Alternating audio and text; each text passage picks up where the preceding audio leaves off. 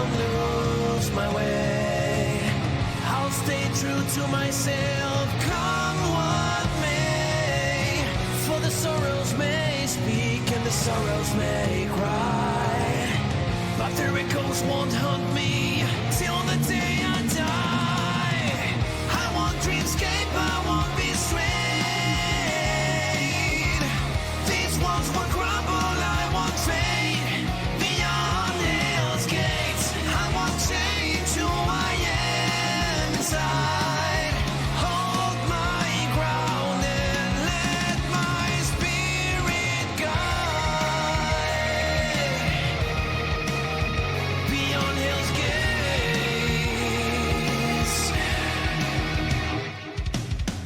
In the face of trials, I'll give my all. I will answer the call. When I try and when I fight, I won't let darkness overshadow my light. Though I may stumble and face the night, I rise again with renewed might. I won't be dragged back down, not anymore. I will soar above like never before. I won't dreamscape, I won't be swayed. These walls won't crumble, I won't fade. Beyond hell's gates, I won't change who I am inside. Hold my ground and let my spirit guide.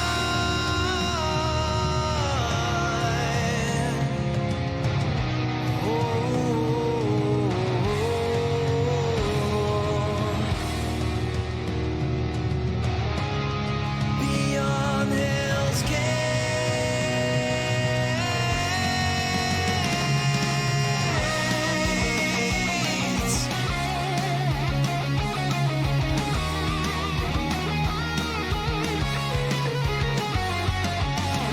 I won't escape, won't redefine who I am. For in this journey I'll remain steadfast beyond hell's gates.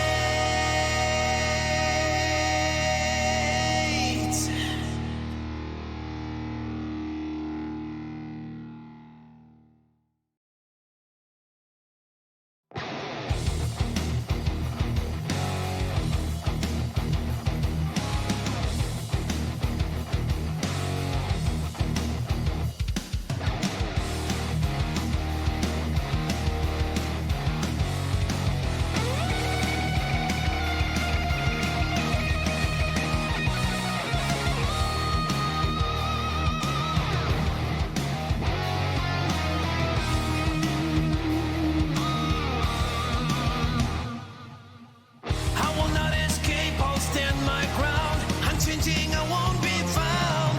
No, I won't redefine who I am. Embracing my essence like an ironclad. In the realm of dreams, I won't lose my way. I'll stay true to myself, come what may. For the sorrows may speak and the sorrows may cry, but their echoes won't haunt me till the day I die. I won't dreamscape, I won't be swayed. These walls won't crumble, I won't fade. Beyond hell's gates, I won't change who I am inside. Hold my ground and let my spirit guide. Beyond hell's gates.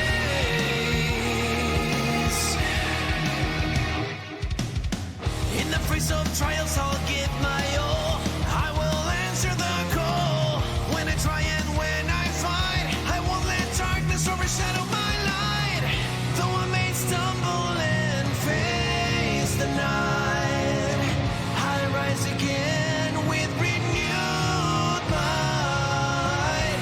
I won't be dragged back down, not anymore. I will soar above like never before. I won't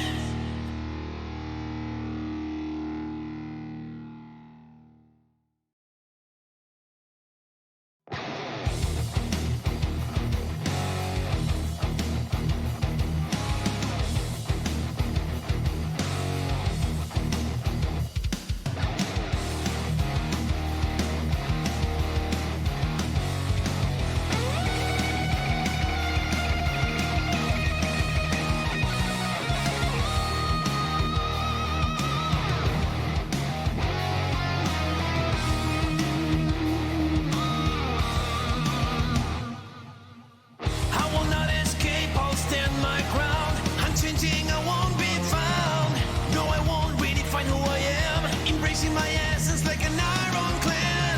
In the realm of dreams, I won't lose my way. I'll stay true to myself, come what may. For the sorrows may speak and the sorrows may cry, but their echoes won't haunt me till the day I die. I won't dreamscape, I won't be swayed. These walls will crumble, I won't fade. Beyond hell's gates, I won't change who I am inside.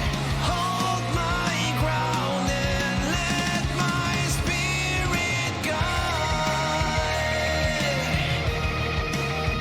Beyond hell's gates.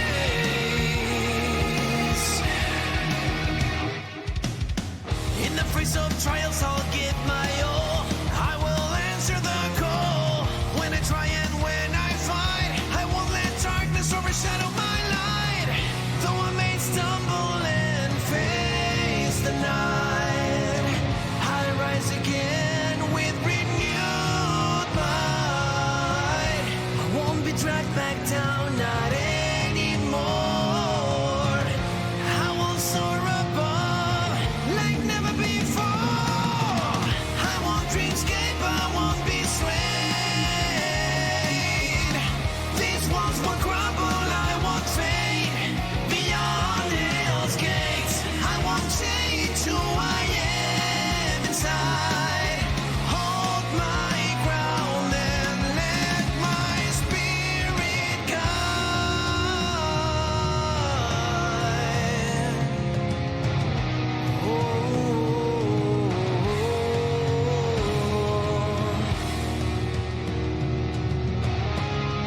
Beyond hell's gates.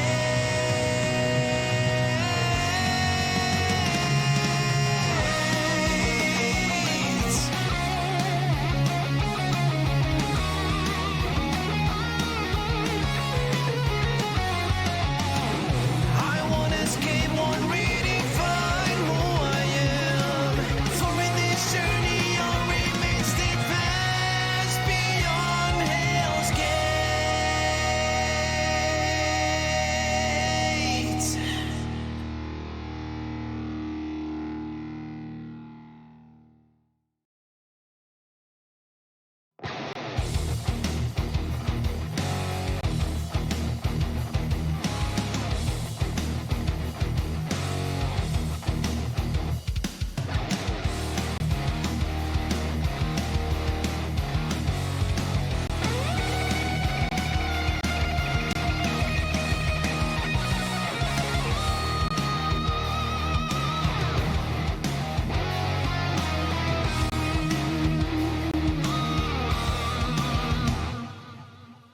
I will not escape, I'll stand my ground. Unchanging, I won't be found. No, I won't redefine who I am. Embracing my essence like an ironclad. In the realm of dreams, I won't lose my way. I'll stay true to myself, come what may. For the sorrows may speak and the sorrows may cry, but their echoes won't haunt me till the day I die. I won't dreamscape, I won't be swayed. These walls will crumble, I won't fade. Beyond hell's gates, I won't change who I am inside. Hold my ground and let my spirit guide. Beyond hell's gates.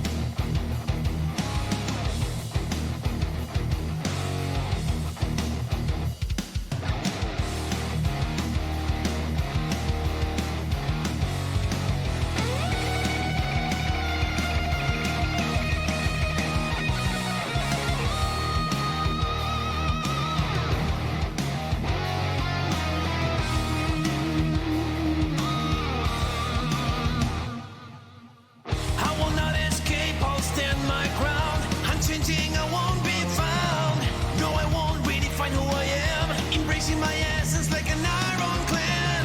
In the realm of dreams, I won't lose my way. I'll stay true to myself, come what may. For the sorrows may speak and the sorrows may cry, but the echoes won't haunt me till the day I die. I want dreamscape, I won't be swayed. These walls will crumble, I won't fade. Beyond hell's gates, I won't change who I am inside. Hold my ground and let my spirit guide.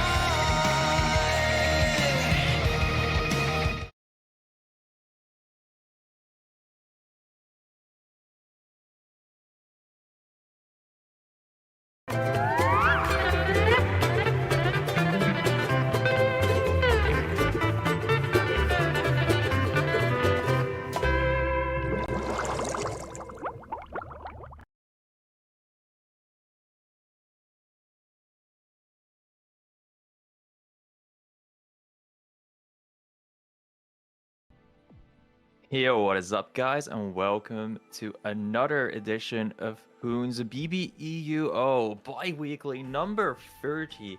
I'm Zidane today. Here joining me is Me. Sup, Yucker. It is me, yeah.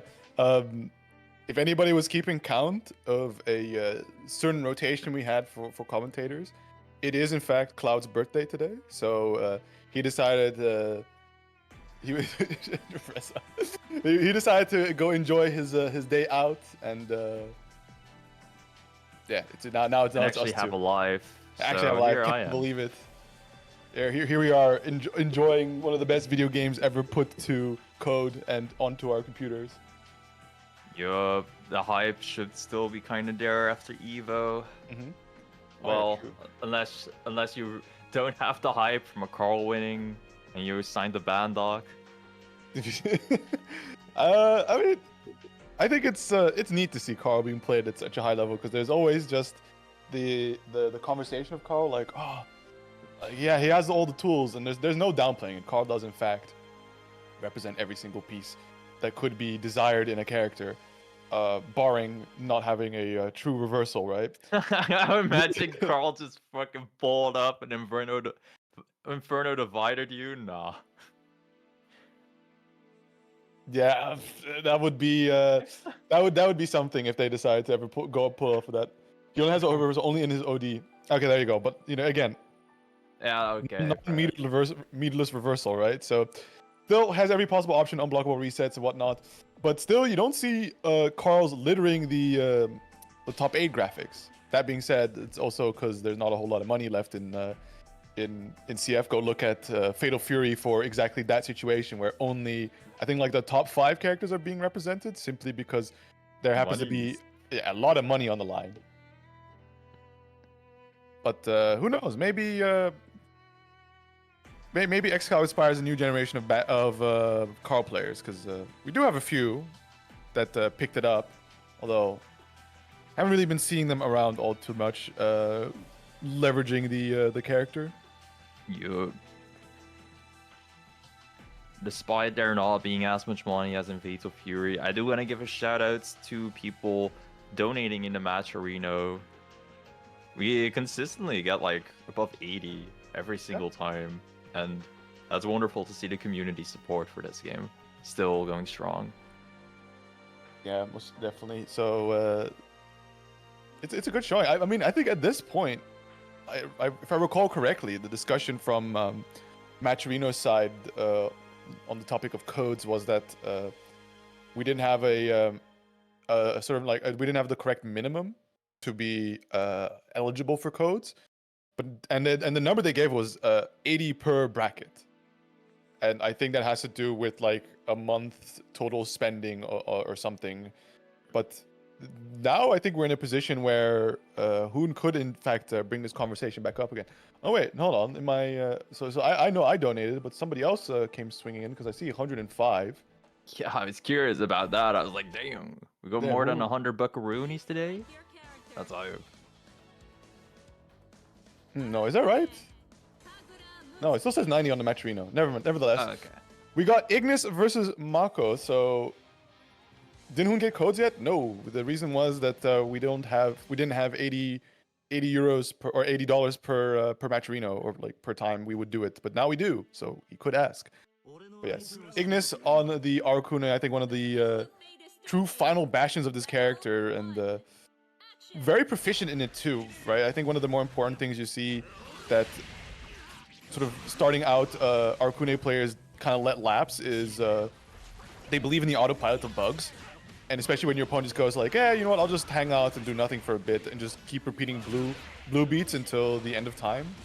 Oh wow, what a nice confirm. For sure. And this is gonna be really scary. Arcune, even with like a single combo, like, there's so much courage gauge going on. And this was not even a finalized combo, but Mako immediately got the momentum going on. Yeah. Oh, I like the slight delays here on the follow-up, just trying to see if she can catch Ignis out on something. But Ignis now with the OD pop, setting up a lot of damage here with the pre-activated curse. And oh, I think there was a sneaky reset in there. Yep, most certainly was. And that's exactly what I was alluding to, that Ignis does know his bug resets. For sure. The OD there at the end was also just really smart. Making sure to get that courage gauge to go off without having to actually interact. Yeah. Just playing it secure but safe, right? Nice and patient, just waiting out, seeing what Mako's options, how she's rotating them. Several overheads, just bleeding out a lot of life now. And there's the command grab. I think Ignis might just end up conceding around there with no fight. Yeah, only one more mix-up left, and okay, just the reset. Mako going strong this round. Yeah, Ignis kind of just looked at it like, I want to block this out, and then at no point decided like, maybe I should challenge.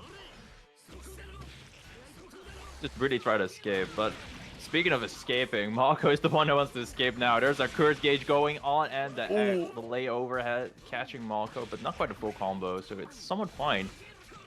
When the bird, yeah, gotta watch out, right? The barrier gauge is slowly draining away, and that is also one of Arcune's win condition. Oh wow, that scammed? Hello? Just the tip of the super? Yeah. Oh wow, just good movement there, able to narrowly avoid the CFAF now. Getting that full curse on the table, and I think this is as good as it's gonna be for Mako. Maybe a DPR, but just the side swap there, blowing up your inputs, and that's first game going to Ignis. Really showing off just how incredibly, what's the word, one-sided Arcune can get. Like, just one hit is all it can take. The curse, mix-ups, just the sheer momentum Arcune gets is kind of unrivaled in CF, I feel. Maybe by Carl. Yeah, I mean, because they play in a similar vein, right? Like, some of the strongest characters in the rosters have means to run pressure very disjointed from themselves, right? We're talking Carl, Rachel, Rayleigh's not quite up there, but also in a similar fashion, and that's where Arcune also finds himself in. Oh, beautiful burst bait. That's so huge. That's one of the main counter plays that people have against Arcune. That burst to actually reset to neutral, where Arcune doesn't want to play, but if you burst, that's a huge advantage. Let's see how Ignis makes use of this. A little bit awkward, but gets a roll catch, and that's probably going to be the kill. Sends one super out. Can we find a second?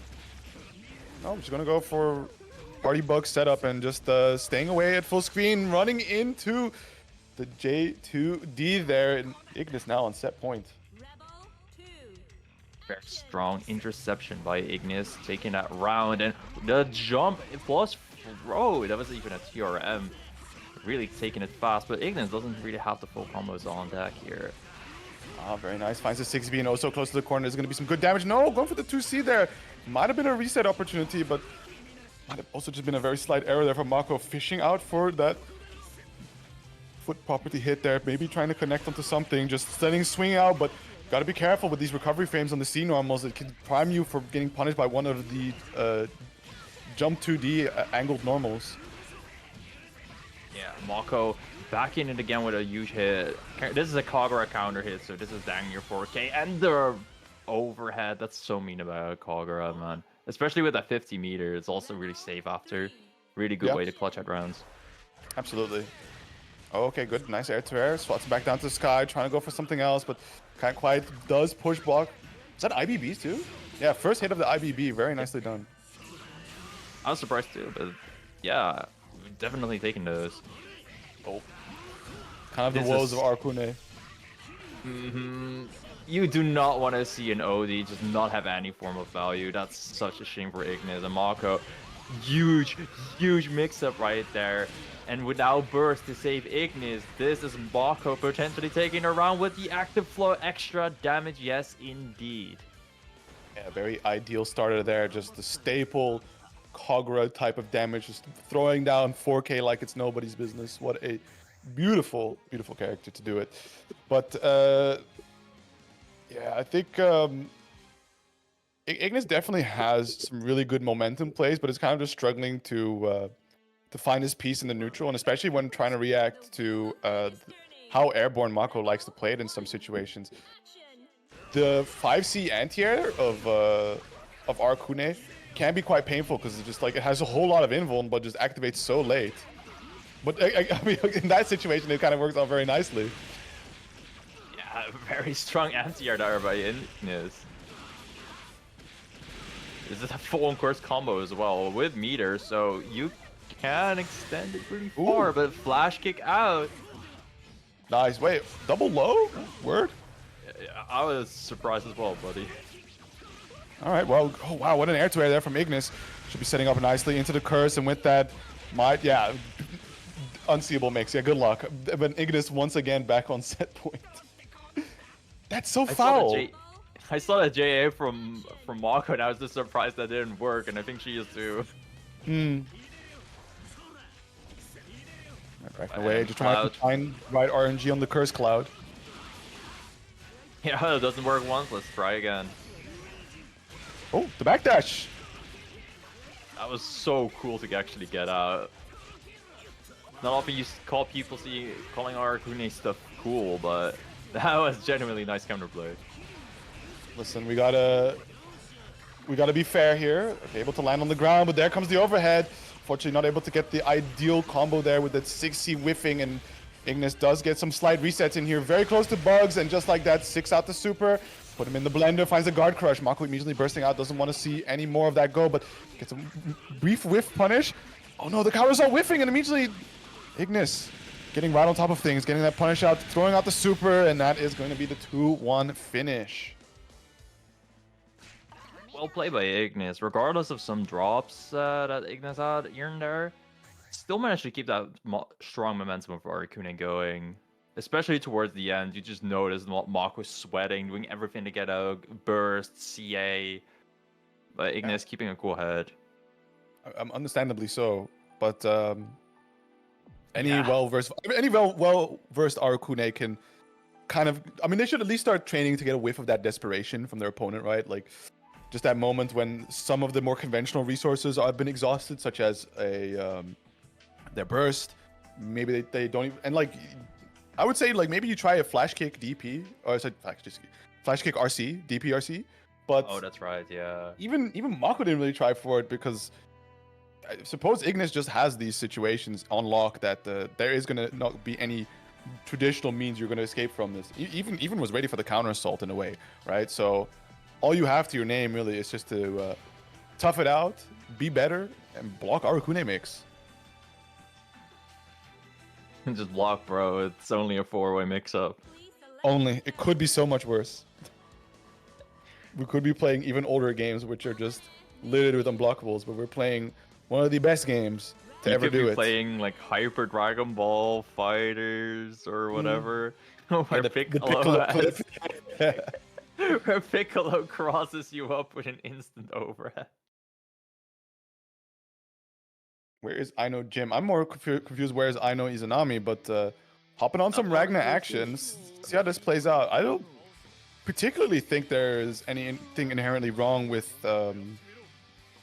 Amane versus Izanami, but in this situation, you're going to spend a little bit more time trying to run down Amane, right? Get inside that pocket to just be with like in faster buttons. Something curious is that a lot of Amane and Ragna players actually agree that Ragna does win the matchup, so that might be something Aino wants to get a taste of. Yeah, Ragnar most certainly has some really big buttons to try and contest Amane in the airspace, and I also just see talk of sometimes just letting a gauntlet Hades rip, because who knows, they just might end up falling into it, because it does hit pretty far wide, but unfortunately being a little too predictable with these air dashes, and Healing Potato immediately capitalizing with beautiful anti-airs, now trying to go for a throw, but finds the air throw in the end anyways, and that's going to be the first round very comfortably going Healing Potato's way. Literally never gave up that pressure. Just beautiful played. Like you said, Yerker, just let that gauntlet Hades rip. As an air, sure, buddy. Oh wow, what a hit confirmed there. Sets up the drill. Unfortunately, no forward roll to try and escape, but does find the dead side to escape. Now trying to chase down. There's the JC counter hit, but oh, we could have gotten so much more damage out of that. Yeah, very unfortunate that that Nightmare Edge first hit didn't connect. Huge air-to-air. Potato even scared at the burst. Very strong awareness there by I know. Even the EA catching the round. Wow, I didn't notice that there was active flow there, but sure. Oh, what? Okay, we're going for the DDP anti-air attempt there, but this time Healing Potato opting for the YOLO 3C round start there. Both players trying to fish around each other for their opening. Couple stray hits going here and there, but so far it's Healing Potato with the life lead. Finds that 5B hit on the air. Really desperate for some kind of drill level, but Ino is struggling in any way they can to deny that. Yeah, what we're seeing a lot from Ino right now is just aerial approaches from Ragnar, and Potato is staying far outside of the range. Oh, very nice. Very brave to even go for that command jump, because slight error and, you know, Yeah, the concept just snipe you and bring you back straight down to the ground. Okay, now we are back to that character select. I know feeling it more on Jin. I was about to say Izanami. That's what we are used to seeing from Ino. But the Jin can work. The Jin could definitely work. I don't think this is like in a similar vein to Ragnar, I feel, where Jin does have some nice buttons to put himself in a space where he can constantly look to tag Amane, and especially Amane likes to be very proactive with the normals that he's throwing out. A well-timed JC can net you a very nice confirm. That JC there was already kind of nice, but I know not fully ready to get pressure after it. Potato, however, fully ready to defend and challenge right after. As we see with this 3K, even more damage. And the drill setup is going soon. Not a long one. Looking for something with those 2Bs, but back away with the 6B. Beautiful jump in. Unfortunately, doesn't quite have the confirm. And now we're back down to the chasing phase of trying to get close against Amane with a life lead. Just having to overextend yourself. It sticks a whip, very unfortunate. I know, definitely a little stumbling right after that. Yeah. Oh, OD. But the back away, beautiful stuff. Finds the ice hit. Jumping back a lot. That ice hit was pretty huge on Ino's part, but didn't convert, and Potato is just always ready in these neutral situations right after to get a hit in, and that was 2.8k to finish off this round. That puts Healing Potato on set point here against Ino. Going again for the round start sweep, back fade away JB, getting a nice couple hits in already. And a bit of that stagger pressure. We see the barrier. Oh, catches Ino going for the jump. And already escorted into the corner, but swaps the side. But does come find the falling JA. I think the only overhead in his toolkit.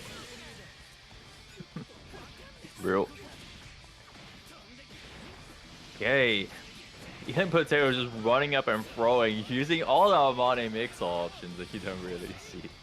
Usually it's just all mids and trying to guard break. Oh, even the RC, I know, just not ready to keep blocking that one, and that is the round for Potato with a very, very convincing win.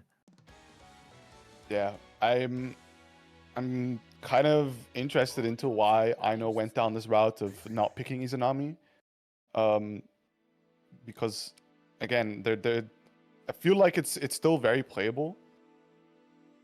But maybe they're just not comfortable in it. But at the same time, it didn't they didn't also look too comfortable on Ragnar or Jhin. It felt a bit too basic, sadly.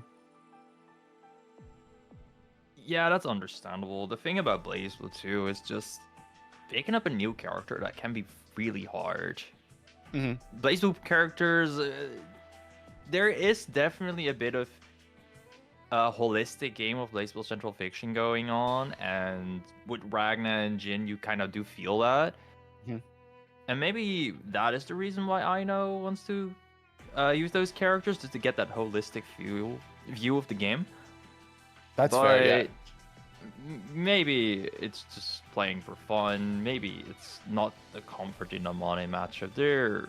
I'm not sure what the reason is, but I mean, I do like your idea that some players do indeed get a bit too lost in the sauce, focusing very hard on one character the whole time. And to an extent, right, it can be very beneficial to really fully engross yourself in only one character, learning everything you can and including the matchups. But sometimes it's good to take a break, take a step back, play something else, see the wider view of BlazBlue.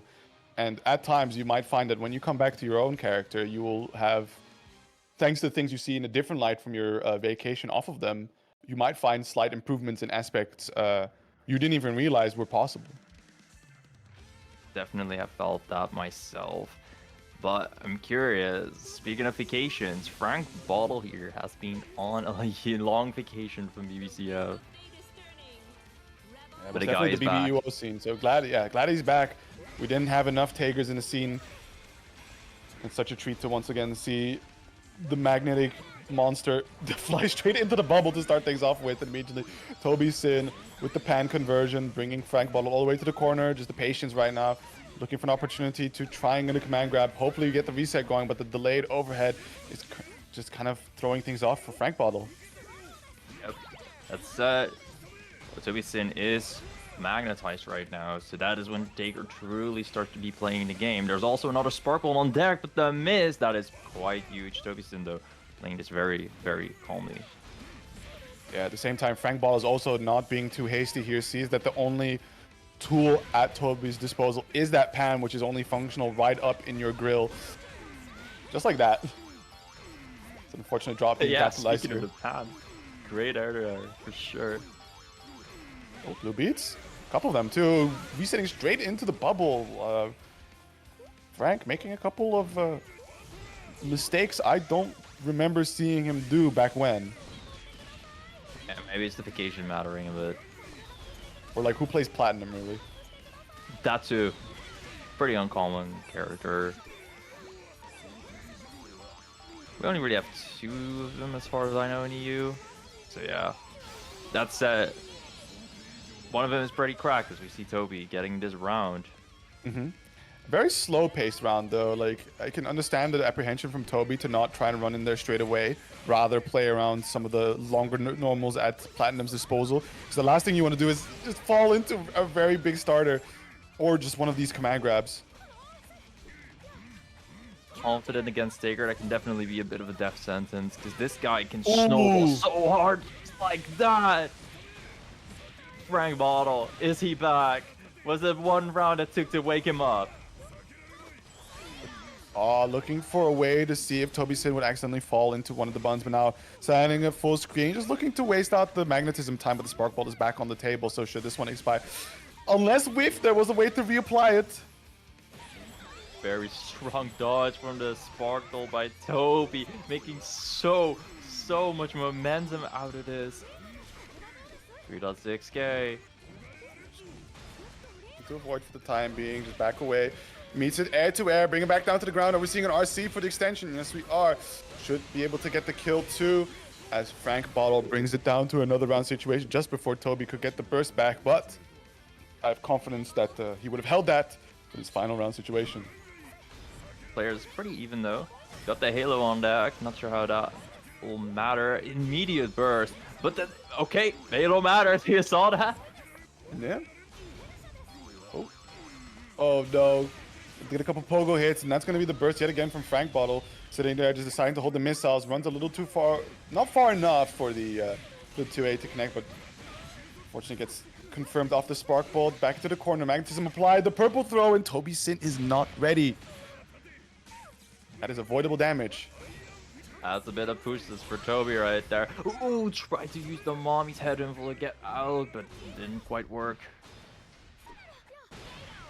Ooh! Oh my god, almost had the very low to the ground to J2C pick up. A little lag spike there, but does find the Spark Bolt against the mommy. Now it's going to be Frank Bottle taking that first game.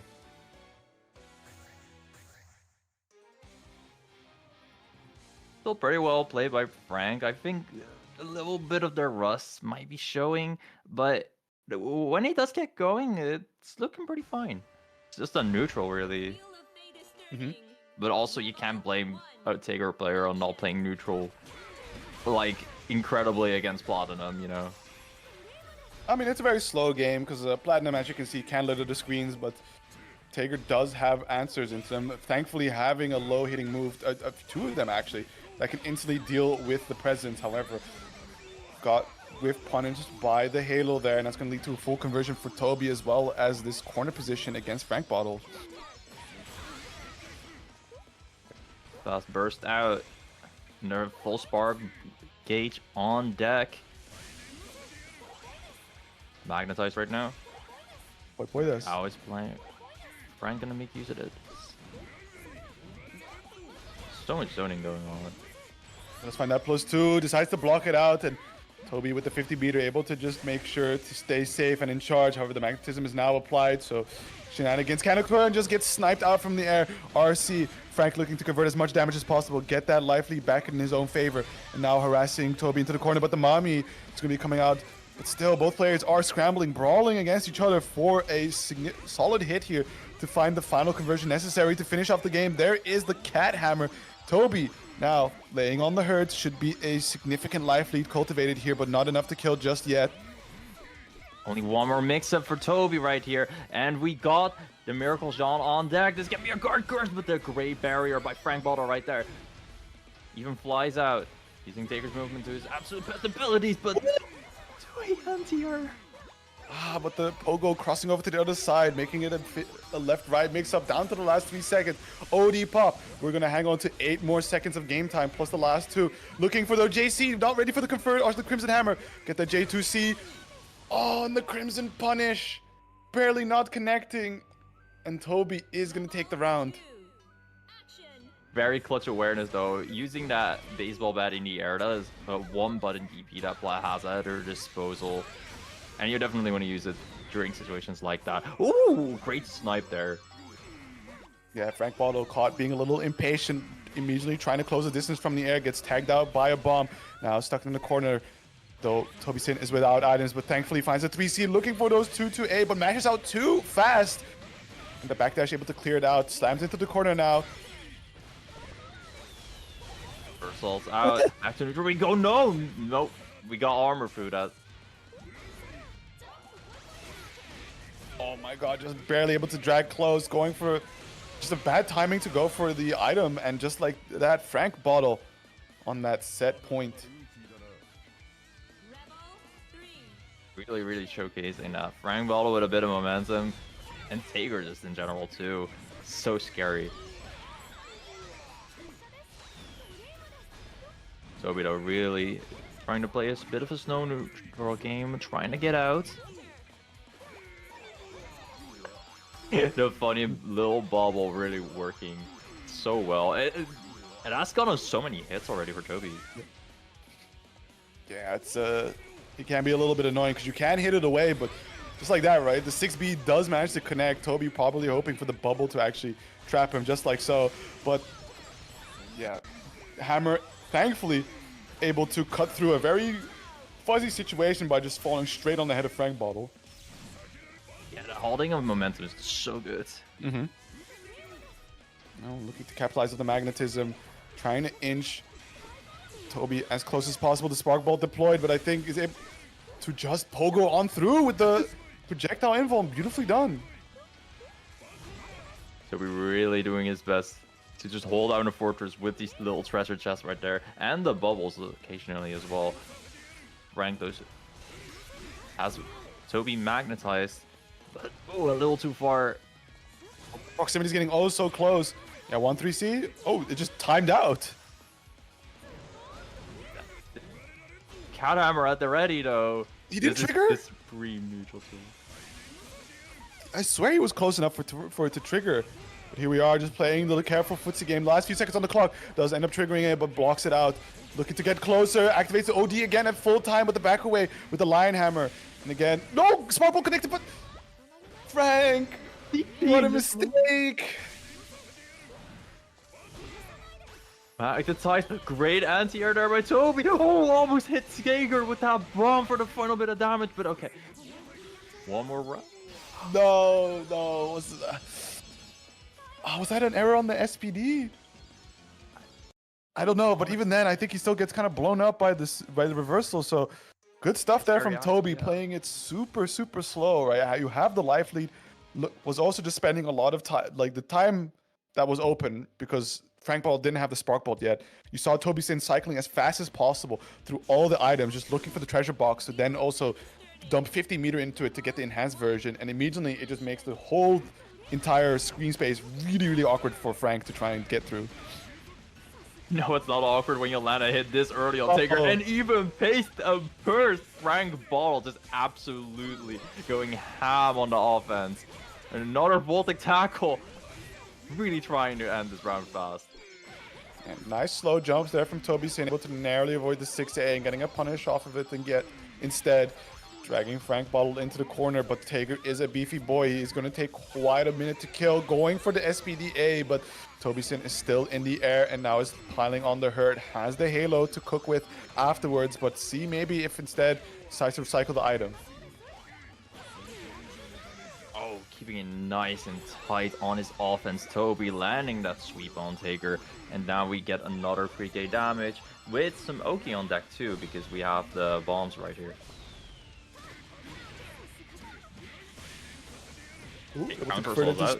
Yeah, very nice. Put him into the corner, dumping all the meter, making sure to just get Toby Sin killed as fast as possible. And just a final hit to do it. Frank Bottle is now once again on that set point, looking for that victory. Immediate 5B by Toby. We're gonna get that bubble back on screen. Nice slow-paced gameplay. That's been what's working well for Toby. Can even zone with the scout hammer right there. Oh, let's go, Wedge. Big opening, but was that an error on the combo? Might have missed time 6C. Yeah. Oh, the no tech, and that's not what you want to see. That's going to be a whole lot of damage. Bring him back up, slam him back down to the ground. And the walk-up SPDA. Frank Bottle is going to close it out 2-1 with a perfect.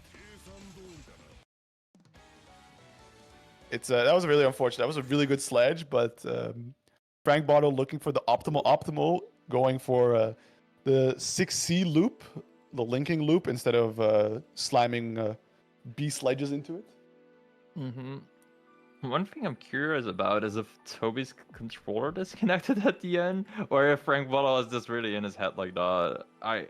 It looked like it with the no tech, and I'm not sure if the tech situation there was controller DC or not.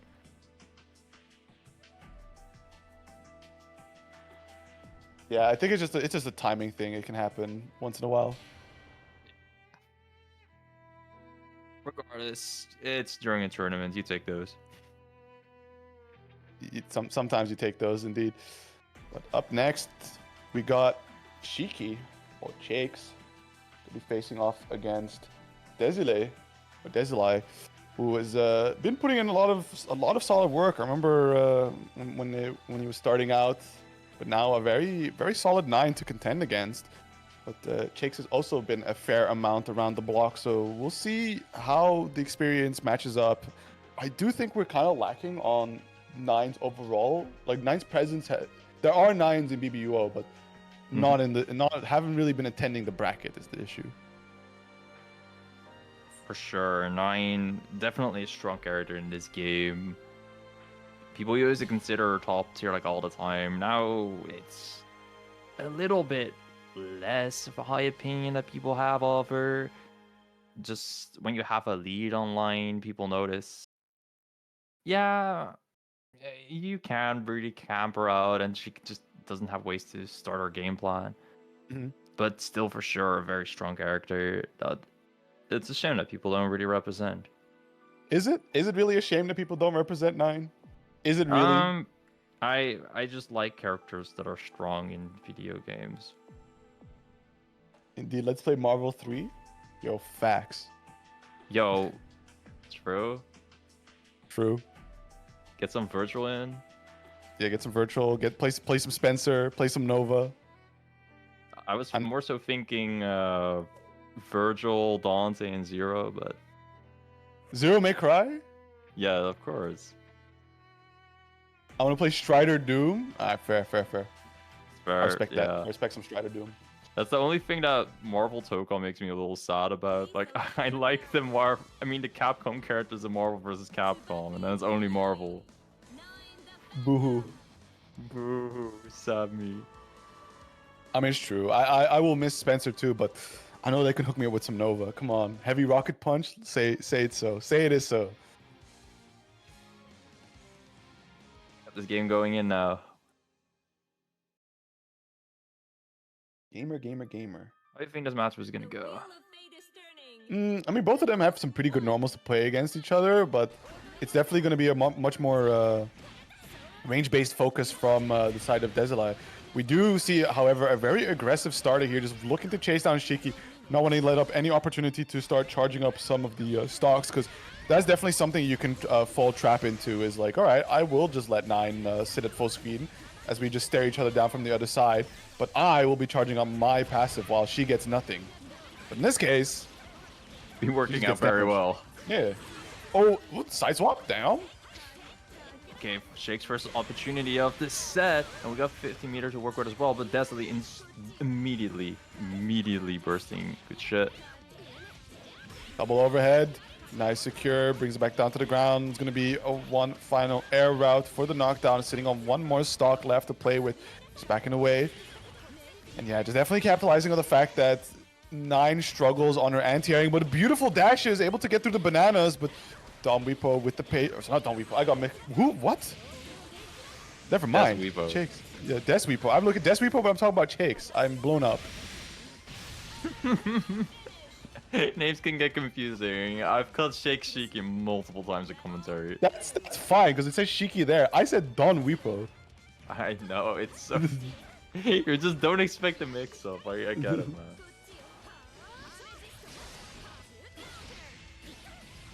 Anyway, great counter hit there by Desilai. And, oh, this is not a anti-air that you often see 9 players use, but Desilai just purely knows that is a true anti-air. It's a preview to a 3.0 move that they're considering giving to her. Oh wow, shenanigans ahoy, and there we see Desilai just opting to pay some respect, not challenging to the projectile, is being rewarded for that patience. Got the Morgan. I tried to go for the unblockable, not quite working, but Shake to get a single hit in, and now you are back in the corner, but the counter assault out on the rock reset. Shakes gets one more opportunity to play, and we know that with one opportunity to play, Shakes can go insanely hard. In active flow right now with 50 meter, this is going to be very scary for Desilai. Yeah, good blocks, or a good tech on the tick throw there, gets in on the Crimson Raider RC, wants to push out the damage, has... Oh wow! What? Okay, just lets it rip. I guess buffered it out before, but just the OD making it look like it was a reactionary choice. It did work out because it takes quite a bit to come out still, right? It's about what 20-ish plus frames. Yeah, it does. I really like the way Shakes just runs back to that mid screen, charges up. Gets her wink on going.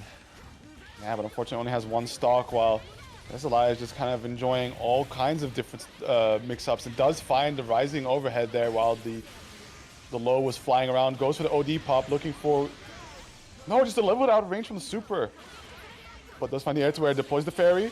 OD pop, sends out the banana super, but yeah, thought to maybe challenge. However, when those bananas are deployed, she is invulnerable. But the DP and the RC thereafter to get the confirm, and Desilai, you're going to take that first game. Very smart stuff there by Desilai for sure. The thing is, Shakes' thought process there on the tackle is that you have 3 bars to work with. So afterwards, you can do the follow up and be incredibly plus, or at least 0. But that doesn't work if you use that DP from 9, even if it's not like commonly used. It's very good in that situation. Speaking of Screams for a good, first attempt. All right. that's how these round starts, dude. You're up on CF. I am. Stop distracting. Desolate without the burst does find the air there through the projectile. However, lacking on the pickup there. Presents an opportunity for Chase. Crosses right under. And now putting Desolate's back towards the wall. Does have a win stock available, so that can be a reversal that Chase has to respect. Ooh, almost had the pickup from not attacking, but unfortunately, what? Okay, very strong command grab by Shakes. That's not an option we see him often represent, but good shot. First aerial ball and 2C anti-air Shakes. That was such a solid run under, making sure to let that line normal go over your head. Ooh. Oh wow, the overhead able to catch Desolate on the attempt to jump away. As well as the fact that Shakes does have that confirm ready to go. However, we're going to see the side swap here now. With Shakes is back towards the corner. Quick finisher, Morganite coming out, does hit the low, and there is the pickup. And it's gonna be so scary for Shakes. It's just 9 in the corner, man. Every normal guaranteed to hit. That teleport cross up also just one thing to consider in terms of the mix up that 9 can do. It's so strong. And another rock at the end. Shakes just giving in to the super scary offense that 9's got going on. Yeah, it's very tricky. The 5D? What? I guess I'm it's not sure what that was. Yeah, okay, cool. Shoutouts to Desolate for that one. It was funny. True. Maybe not so funny for Shakes, but we thought it was funny. Wow, the Getting 5B away. anti-air hitting, but it's so hard to confirm of that. Ooh, okay. Yeah, strong anti-air that Shakes, and the immediate burst from Desolate out. A little bit unfortunate timing there, and also, oh no, 2 times! Desolate getting the wrong option. First the throw whiffed, and then the counter assault completely facing the wrong way. Shakes here with a slight life advantage. Having Desolate locked to the corner, does find that 5B, but isn't ready for the air confirm there, but a big dictator slide is going to secure the round and therefore the game, bringing it to a 1-1 state. Shoutouts to the big dictator slide. Boy does she slide.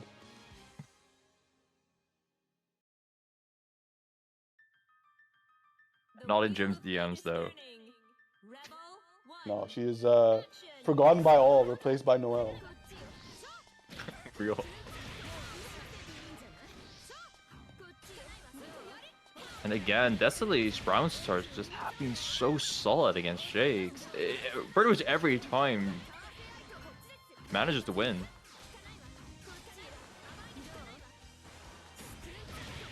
Nice, finds the overhead and off to a beautiful start here. Working on that perfect, does go for a reset, but Shakes is ready, knows the tricks of the 9, finds the first hit, gets a nice throw with the TRM as well. Gonna be piling on some damage here, but it's gonna be such a long road to mount this comeback, especially with Desolate just hanging on to burst, as well as also having 50 meter for just constant counter assaults. That was pretty smart by Shakes. Desolate has shown that he knows how to use that teleport to circumvent the banana super from hitting, but then you use a 2C. Desolate though, pretty smart on defense there. OD into some hits, pretty good. Pretty good.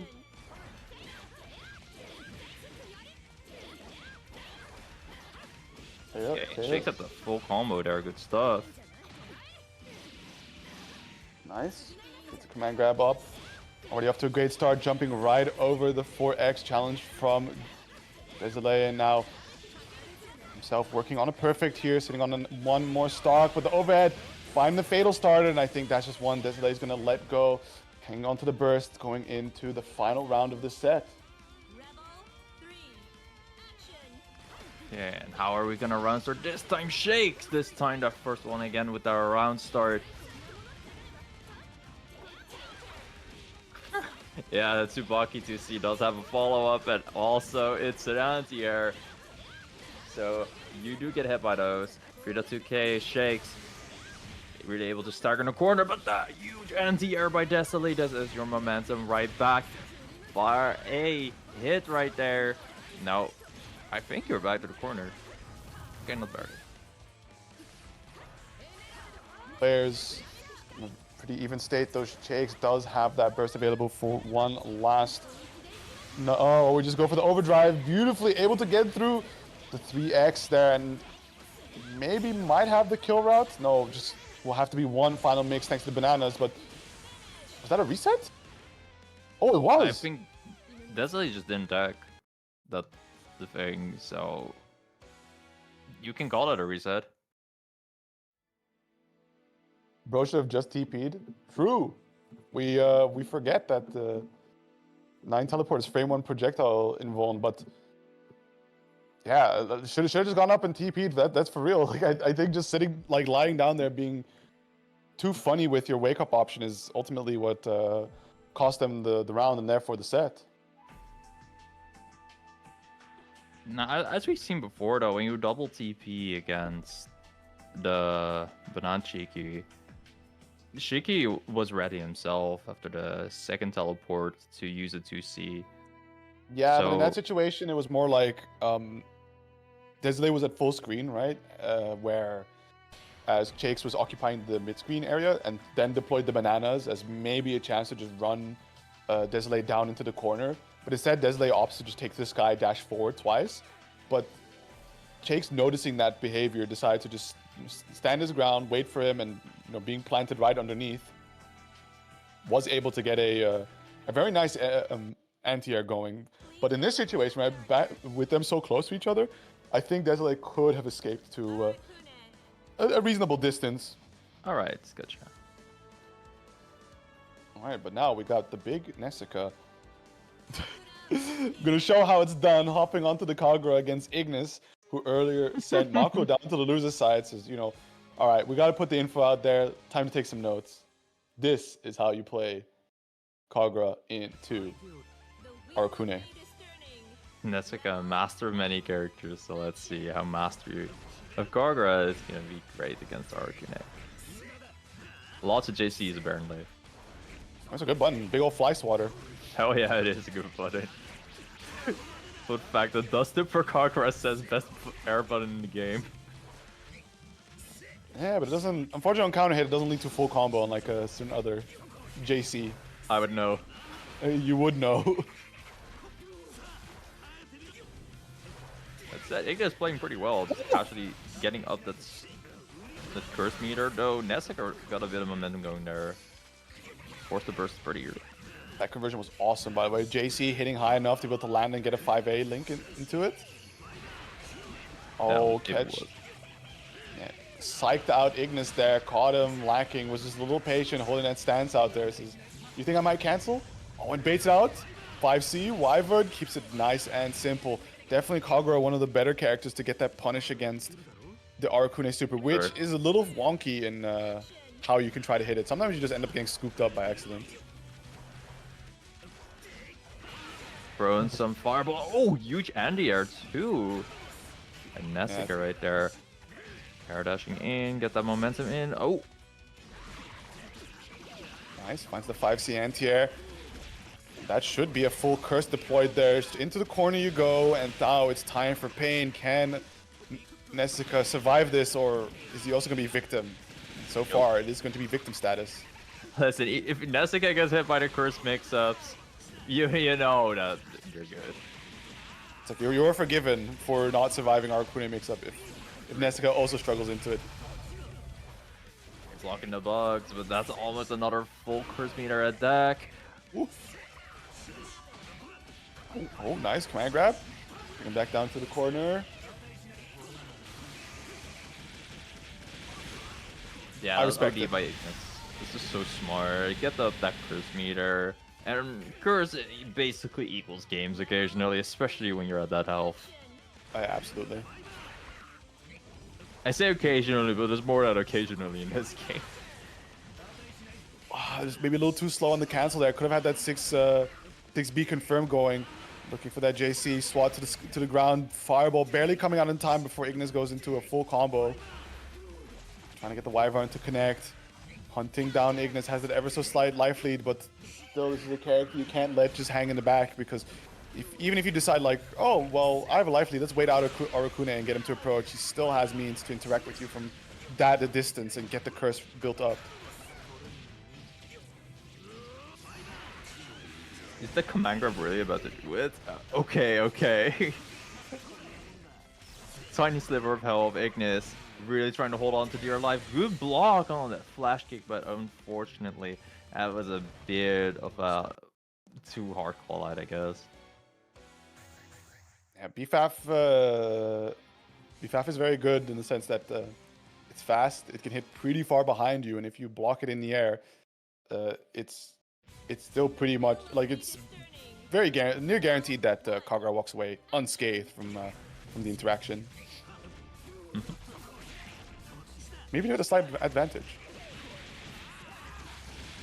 Speaking of slight advantages, this is more than a slight advantage. Look at that curse game, bro.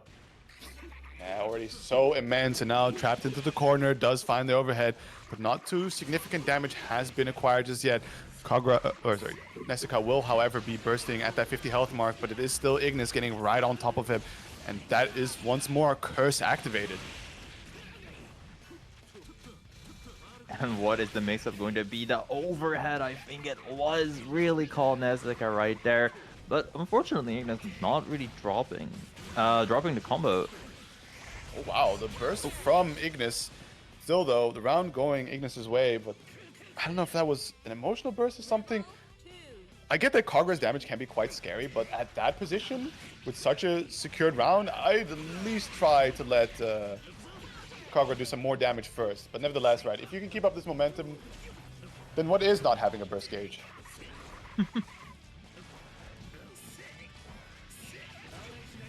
Okay, lots of JCs here. Really working well on neutral, just claiming a positional advantage, even into the overhead now in the corner, and well, as Kagura, that means you deal 4K. Virtue of the character. Yeah, now I have to stand the distance, looking for any way to tag a few more curse hits in there to get the curse gauge filled up. However, it is going to be Nessica that finds the hit, putting himself on set point here with burst still available, and Ignis close to his own. Oh! I get the vibe, right? You see them bounce off the wall and you're like, oh, surely I can get a 6C here. It's gonna be so good for my damage if I do.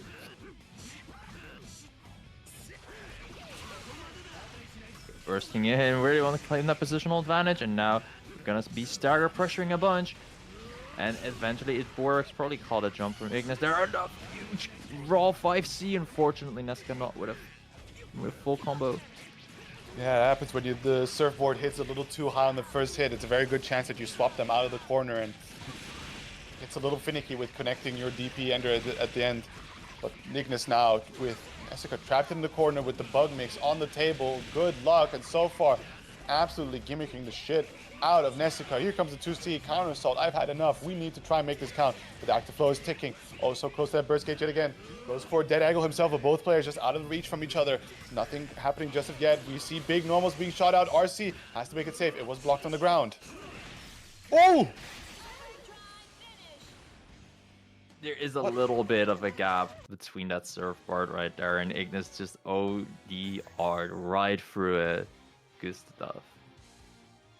Or, well, Exceed Excel. See the cell is always fun. I love hitting moves through my opponent's gaps. It's great. Alrighty, so a game apiece to both players, and Nessica is adamant to show how it is done on this Kagura character. How can you beat the Arakune Fiend? But as we've seen so far, that when the curse is applied, it can just be GGs in some situations. Ooh, nice JC for sure. With Kagura cannot really combo off that easily. Oh, huge 5A though to trap him. Brought in towards the corner. And gonna go for the projectile Oki just to guarantee that Ignis is there blocking. Gets right in there. Oh, an unfortunate purple throw, but nevertheless, I think Ignis was very, very ready for that option to happen. Was just like he's ready to confirm that JA. Wow. That was a crazy angle to confirm that, but Ignis is completely ready. First the gauge on deck, and now it's robbery time, baby. Yeah, well, this is a difficult one to survive. However, the curse gauge is running away, but the bug hit, is this actually something that might have disrupted the proper punish? Able to scoop up out of the 2C. Should be able to get a little bit of curse pushing him away, but we see the chase down. And again, oh, what an error from Nessica, throwing out the projectile just like that in his face. And Ignis ready with the churn now, instead on set point over Nessica.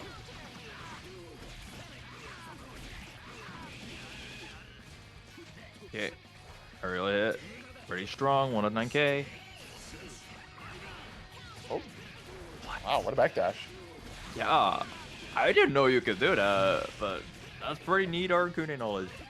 There's definitely a gap between the surfboard and Wyvern, but to just be in a perfect position to punish, very smooth stuff there from Ignis. And now piling on the herd, Nessica does have that burst to his name where you can see that Ignis is trying to punish it, but there is the bug super deployed once again, and we're back into the pain zone. Just trying to block it out, deploying the bugs, let them play the neutral for you, as Nessica is doing what he can to waste out the time, but the OD pop there just slowly draining the burst gauge, or the curse gauge away. Goodness. Oh! What? What a huge reversal by Nessica, and is this the moment that you really try to get everything back? Oh, have to burst. Great awareness by Ignis, but unfortunately Nessica just doesn't let off this offense. This is his one chance to make everything work. And he tries to make the best of it, 60 whiffing. Oh my god, this is so stressful, but finds again another anti-air, but not ready with the pickup. Decides to fake it out. Ignis might be getting blown up at the thought of getting a chance to beat Nessica here. Just 50 meter left on the table, immediately popping the curse. One, oh, RC late. Yeah, one curse hit, but a 6B, able to just get the tipper, and it's enough to get the kill off the surfboard. Nessica bringing it down to one final round. Both players on that 30% burst gauge. My goodness. Jump back JC, jump back JC. When you don't have burst like that, I get it. It's gonna really be unpredictable with your approach. Unfortunately for Ignis, Nessica was a little too predictable. Oh, I think that's the last thing you want to do, especially without meters. Just let that Fafnir rip. Are we real? Another reset. The meter is back on the table, but just look how much damage Ignis has already pushed. And now we're sending you back down to mid-screen. I'm going to slowly build up this curse gauge and also have the active flow to my name. 70%. With the amount of health left, that should surely be a burst back in Ignis's favor. However, Nessica now doing what Kagura does best, but piling on some damage. What? Awesome JD, not something you see every day. Nessica really trying to pull out all the tricks in the book to catch Ignis here. Doesn't want to lose. Has the OD, but okay. One single 5A. Doesn't quite lead into a combo. Both players not ready. Looking air to airs. Has some health still left. Able to hit the ground just in time with the J2D, but Ignis just pop OD. You have enough curse gauge, but finds it. Oh, wasn't ready with the conversion, and Ignis deployed the bugs. And that is going to be the 2-1 finish. Nessica going down to the loser side. Insane stuff by Ignis there. We've seen some really cool counterplay done by Ignis right there. Absolutely. Oh my. So Nessica out there trying to show the kids how it's done. Unfortunately, falling short. As I mean, in general, I can imagine it's a very struggle bus matchup for Kagura. You move so slowly. You think with things like Wyvern and some of the other advancing stance specials that it shouldn't be too big a deal, but just the way that Arcane can be in the air, just avoiding you a lot of the time, and you're just trying to chase down, all of your stance moves are ground focused, right? Like they will only happen on the ground. You have nothing except for the knockdown to play any sort of air game. That's why the JC is nice to just swat them back down, put them in your strength. But not meant to be. Not meant to be. Makes sense. I see we have Gurman in the lobby right now and Healing Potato, so that's another Ragna matchup against the Amane. Tomopo, if Nezuka can't win this, I deem it unwinnable. 10-0 matchup discovered today. And then had Nezuka is immediately like, nah, this doesn't mean anything. Yeah.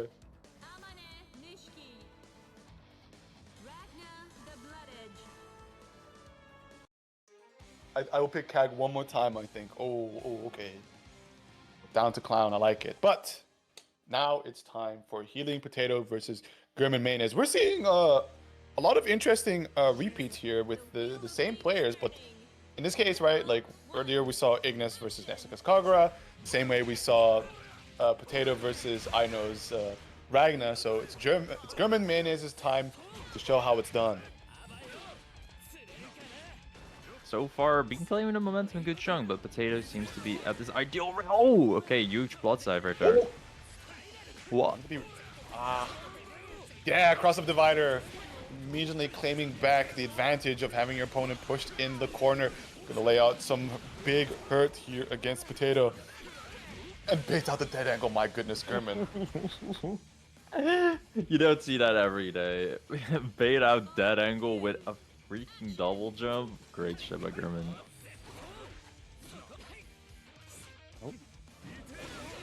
Oh, once again, air blood side, unfortunately, not going to be a big old fatal, nor leading to massive conversion, but does find the low, as well as finding the crouch confirmed too. So Gurman just going to pile on some big damage, getting ever so close to that 50-meter mark. Ooh, nice Jill there with the JA.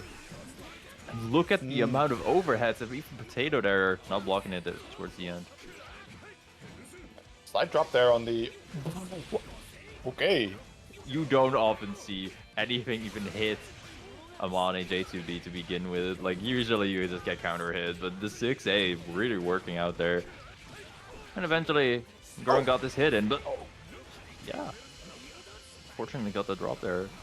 Level 3 drill though, so can start to work a little bit here. Gurman has to be careful because even if it's not about the chip damage, just simply having that level 3 drill for combo is going to do so much damage already. 4k, right? Can possibly find the comeback here. And the damage is still going. 4.5. Fortunately not able to land them into the corner. Counter assault. With the 5 wake up 5A mash? That was wild. I can't believe that Wake Up 5A worked, but you know what?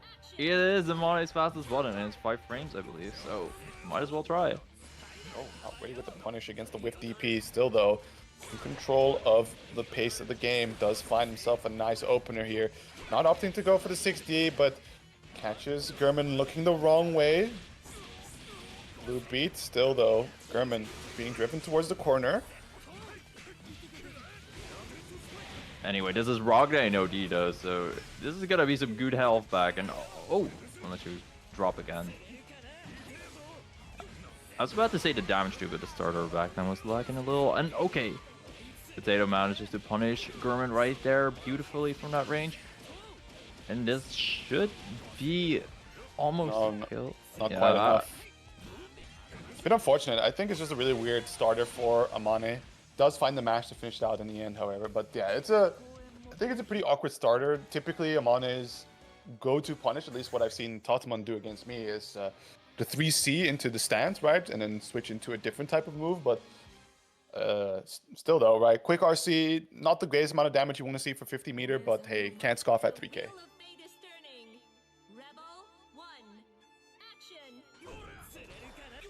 Jump back here by Potato.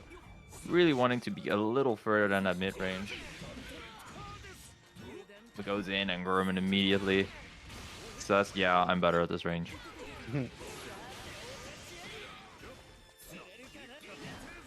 Oh, plus frames, catches the backdash with those 8 frames of active hitbox from 5B and dragging Healing Potato all the way into the corner now, going for the raw calm and Hades. I respect it, but also at the same time, Healing Potato just wake up 5D? What? Yeah. Potato shows that he doesn't really give a fuck on Wake Up. You know True what? demon. You're only at a disadvantage if you're a bitch, so you know why not? That's definitely the school of Healing Potato as of late. We've seen raw teching, we've seen immediately pressing 5A, we've seen wake up 5D. What's left? Wake Up supers.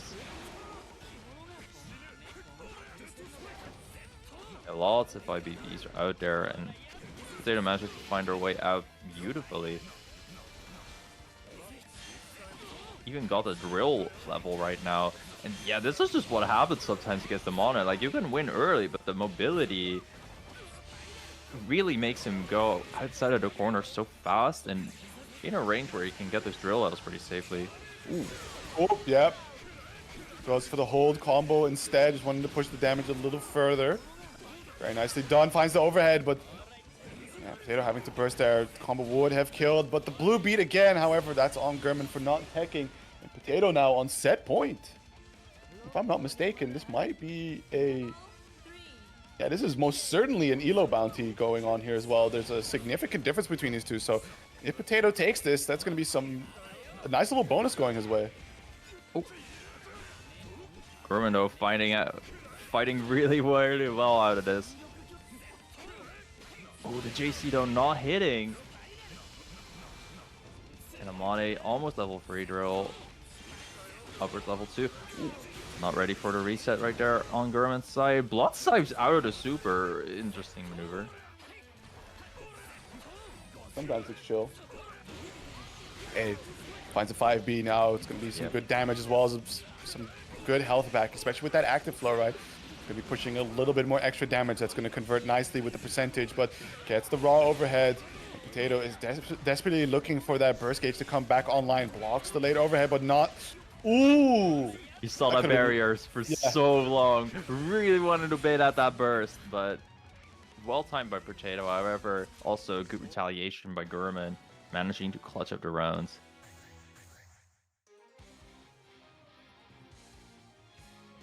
Here we are, the final game. Can Potato clutch it out? It looks very possible, especially if he can catch German in some really unfortunate situations where it does seem like he might be slightly tilted about how interactions are playing out. Oh. And a nice staircase combo into back to the ground into another staircase. Running on Bloodsive works funny like that. Oh, Speaking of Bloodsive working funny. It's a really late burst we're going for. Wow, Footsie's able to get the Hill's Fang there. Ooh. Nice, beautiful interrupt. German finishing it off with... Was it a Ragnar Perfect? Or was it a Perfect? I think...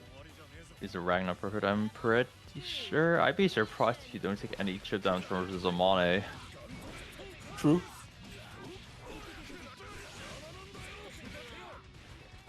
Knockdown, no tech, and flies out, but German not really taking it. Yeah, now I think we're unfortunately seeing the end of Potato's focus being a little too hasty. Where it was funny a few times with these wake-up options, now it's starting to bind him back pretty heavily.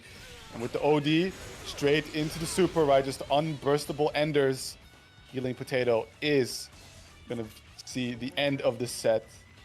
And be sent out to loser side, though. Pretty good run. Almost got that bounty against German, but it's gonna be saved for another time. Oh, that reminds me. Speaking of the bounty, right? Ignis against Nessica prior, that earned him something nice, for sure. Yeah, Ignis got $5 from that. And you too, if you make upsets in this bracket, can get a nice little bounty. So make sure to join and play some Blaze Blue, no matter the skill level. And who knows, you might earn yourself, I don't know, a burger at McDonald's for that prize. Yeah. A single coffee at Starbucks. Maybe if the Euro Knuller is back, they can get one of those. Oh, true. I think with that, we're just going to be waiting on, if I'm not mistaken, Nessica versus Dullahan. So this is going to be, oh no, Frank Bottle. Playing all their loser sides first. So it's going to be Frank Bottle versus Mako. Which, pretty funny matchup, I'd say, considering that the fact that like you could just play very nicely around Kagura's 2C, which makes a lot of options kind of painful. Yeah. On the other hand, though, it's somewhat classic-ish of charge character versus grappler matchup, so that's disadvantageous in and of itself. The wheel of fate is turning. Rebel 1, action. Just played a slow game. Yeah, just don't want to get too close and dangerous with Frank Bottle.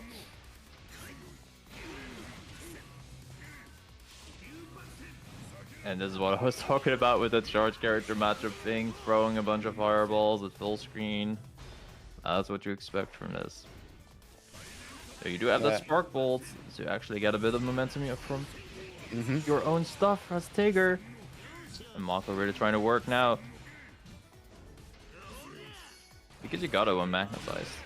Oh, wow. Look at that B5, but again, just making sure to maintain distance. Stopping over to the other side, blocking the spark bolt, but not being too hasty. And it's a beautiful situation to find yourself in with a life lead against Tiger. You just don't have to get close.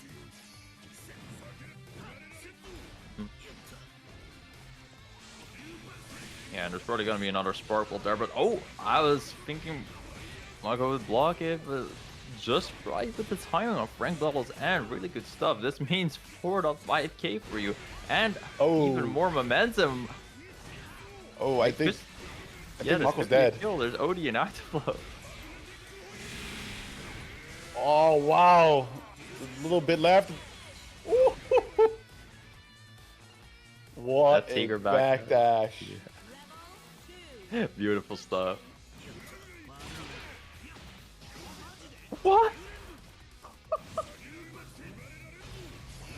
Ready with the text. Knows exactly what kind of grime his character can get up to. Is ready to respond against grime thrown in kind. True. Tiger definitely a character known for some grimy stuff, but you know, Kagura himself also does a shitload of damage and can have a bit of grime as well. More than a little bit. More a little bit. And here we are back to where we were in the previous round, where Mako has a significant life lead against Frank Bottle, but okay. No, what? Didn't decide to not finish out the combo for the overhead stance. Option not to fumble. Throw out immediately from Mako there. Oh, that was good though. Yeah, B5 coming in very clutch there. So round a piece to both players. Mako hanging on to that burst, so both are as equal as they can get in this first game. I think any to get all that momentum early. I like it. The OD here though, I'm not really sure about. And I just what? The walk forward and good block in time. Sparkle just that fast sometimes. Yeah, it catches you being a little too comfortable behind your projectile, especially against the Spark Bolt, which is the known projectile destroyer, but can't block the cross-up. Unfortunately, Frank Bottle slammed back into the corner. There's going to be a good bit of damage for Mako. Are we going to see in-your-face mix-ups or just backing away? Finds the overhead. Doesn't RC just yet. Finds another one. That's going to be the burst from Frank. Has had enough, but now in a very tough spot. Needs to look very carefully to make the comeback. Doesn't get the pickup off of the overhead RC. In a game right there for Mako, you gotta be feeling that and a bit impatient jumping Tiger like that. Got anti-air to 3.5k. Oh, good stuff. What a recovery from Frank Bottle, and that should be more than enough to kill. Frank taking that first game over Mako, who had such good control to start off with, but unfortunately just coming a little shy of the finish. I really hope that is not gonna gonna get Mako mentally, you know? Like, oh shit, I was so close to getting that round. Like, no, all you need to do is just do the same game plan at this point, but better, because it worked out so well. I mean, that's something that Tager players are very familiar with, is make the most of a single hit, because there are not a lot of matchups where you can kind of just be on equal terms a lot of the time, so you have to be very aware on the screen to get your magnetism applied for you then to be able to engage in your shenanigans. Throwing a bunch of fireballs out. Slow and steady.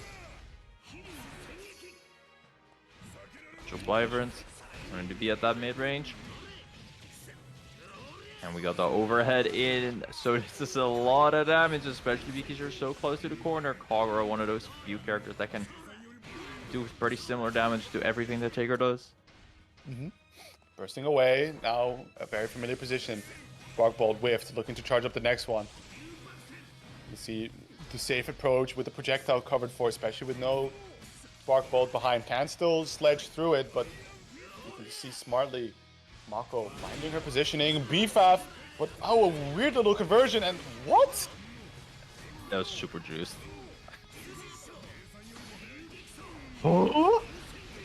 I was not ready for this factory mix of DP. Get a single hit, but then do command grab after. It's peak. It's peak. I agree. Not complain, simply say real shit. Good mentality to have. Yeah. Okay, swinging a bunch. Use that superior range.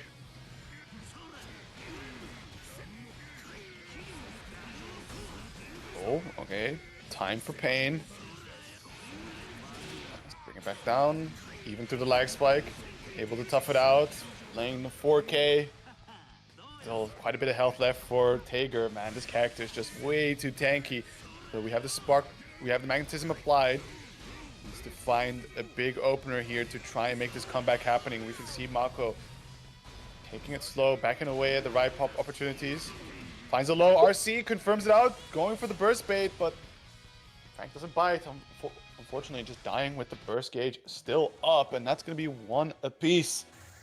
Frank having a little bit more trouble now that Mako's decided to take it as slow as she should with compared to the rest of the game, right? Don't need to be too hasty when your opponent is at a low health total. The wheel of fate is turning. Loved seeing that for sure. And I'm glad that Mako didn't really crumble mentally as well after that first game. Just very solidly played. That's that kind of guessed wrong here. That just happens sometimes. But not a huge conversion from Frank, so you're chilling. Yep. Okay. Aggressive burst from Mako. She wants Frank stuck in this corner. Surfboard does connect. Now it's going to be the burst back from Frank. Ball has the magnetism. We can see the block, the patience. However, now we need to capitalize. Does get that JD. However, a couple straight hits, no conversions. This is a little bit of a painful one. And the 5C counter hit. Yeah, GC counter hit. Okay, not a full combo, but doesn't stop. Okay, pressure still doesn't stop. DP on your opponent's pressure always works out. 60 backdash? Wow. Oh, big. Eugene Show. And that's Mako now on set point in a very comfortable fashion too. I was about to say Mako, regardless of the burst used, that was pretty smooth. JAJC. Oh, that is gonna be kind of nice. Oh, there might have been a slight error there. We did see a little bit of a hiccup on the connection, so don't know if that had an influence on Frank Bottle's inputs. Both players kind of trading health, but the big wake-up sledge gonna work out very nice. That's gonna be quite a bit of damage that Frank is gonna deal out here against Mako. 4.5k, just a 4.6. Mid-screen, by the way. Yeah. Oh. Okay, fly away now. Want to be as far away as you can from the Taker guy, but that is probably a little bit too late this game now. 3.6k and magnetized. Oh no, just before the Spark Ball was able to come out. It's the tag, able to get a very nice combo for it too. 4.5, it's still going. Sets up for the Oki. ODR pops, but just outside range for the EA. And that's the distance that Mako is going to maintain. However, she does need to find the next hit, does find a couple few. RC pops just to push for the kill, and does find it. That's Mako finishing off 2-1 and making the end of Frank's run. The end was so scary there. Like, the active flow burst gauge regeneration on Tager. I was just actively looking at that Tager burst gauge and thinking, ooh, is this gonna be in time? Oh And dear, it oh was. dear. Alright, moving on along with our loser side, I believe we're going to be having Chakes versus High Axel coming up next. Tsubaki versus Bang. I can imagine there are some pretty funky interactions with Bang's Price and Tsubaki. I feel like it plays out like Bang versus any Shoto, right? That some of his mix-ups can be called out by the DP. At the same time, right, not a lot of guarantees go behind the very slow projectile from Tsubaki, which is something that Bang can kind of just drive into. Yeah, that was what I was thinking about. Like, Tsubaki has 2 projectiles, and I'm pretty sure Bang's drives are quite good into them, but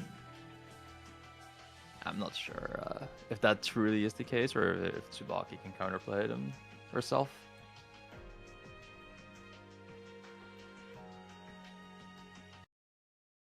Time will tell. Select your character. Real. We'll see how these players do, how they answer, how they move. Tsubaki Yayoi. Bang Shishigami. And was Despair 2 chosen? Yeah, I think also this might be something else that I feel like Tsubaki has a bit of a tricky time dealing with nails, right? Like, that's an approach that is fairly secure for Bang, just to jump in, throw a nail, and say, like, you got nothing for this. Rebel 1. Action. Yeah. Tsubaki, like, she might be a great character, but especially her error moves, not huge buttons or anything, so something a little difficult. That's that. Shakes really got that pressure now. He might have lost one interaction, but this is just that strength of Tsubaki showing right there. Super sticky. Got the And the burst. burst out of Bang is a bit of a surprise. Typically, you see Bang players hang on to that because it is one of the more defining overdrives a character has.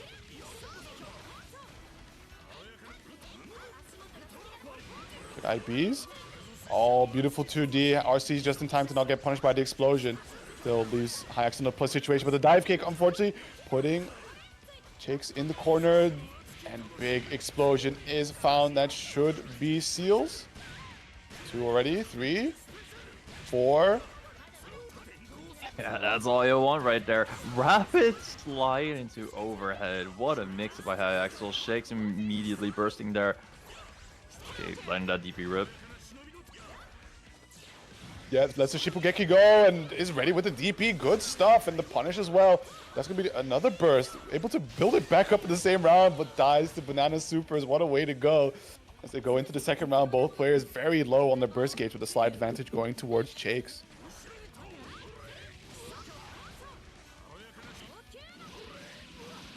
He got that throw counter, and look at the stocks from Tsubaki from landing that single command grab. We are doing pretty well on those right now. 2.5k as well. Oh, big 6D, able to get a quick confirm off of it. Going for the grime, does find the purple throw, and just look at that. Instantly, what could have been a little bit of damage became a lot of damage. Goes for the nils again, working out pretty well, but not quite a full combo, and Shakes immediately DPing out when High Axel thinks that it's his turn. Ooh, 6-8-2. Like, Shakes is just playing so fast, and it's hard for High Axel to be keeping up properly. He's hopefully looking to jump over to the other side with that 2C, but finally gets a nice stand confirm, does hit the link, but a little too far away for the JD to connect. Still aggressive burst, keeps Chakes in the corner, doesn't hit the 3C on the right timing. The Banana Super deployed. Oh, big 2D is enough to kill. Bursting. Jakes just really wanted to get this round, even if Axel has 100 meter on deck. But Axel going over the 2CC, landing his jump, and that's 1-1. Nice. Oh, a little bit of an error on the link there. Does lead to a blue combo. Does, however, find another hit with the overhead, keeping Axel locked in the corner. But a beautiful jump out, escaping the 6A. Almost gets the side swap there, but would have been a slight error on the combo.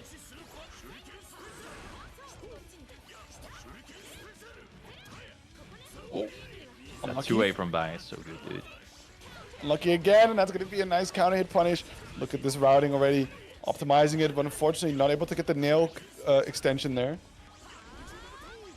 Back to playing it slow, does have a life lead, runs right under the projectile, but immediately challenging on the plus frames. It ended up working. Okay.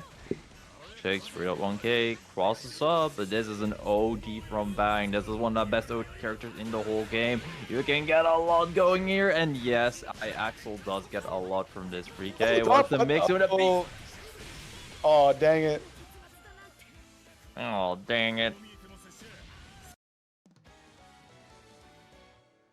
God damn, all right. Hi, Axel. Taking that first game, very nice. Lucky. Maho staring down at disapproval at unoptimized Bang play. The wheel of fate Luck is a form of skill, that's true. Gotta train that. action.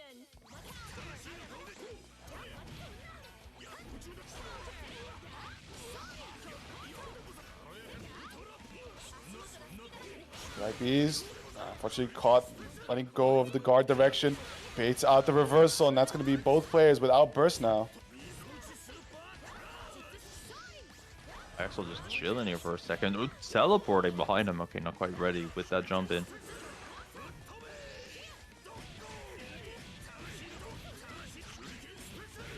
Axel's jumps have just been very on point this set. Yeah, absolutely. Oh, jumping over. But still, is playing a lot of the chasing game, which is... it can be quite frustrating, especially against a character like Tsubaki, who benefits from you not approaching her, being able to generate up those stocks to get access to some greater specials and damage. But the cross under, even then, High Axel was mashing on something. But that's unfortunate because now look at what Shakes is doing, dude. Okay, the stagger pressure ended up getting him. That 5A is gonna seal up this round. Shakes taking a round. Now it's a matter of tying up the set.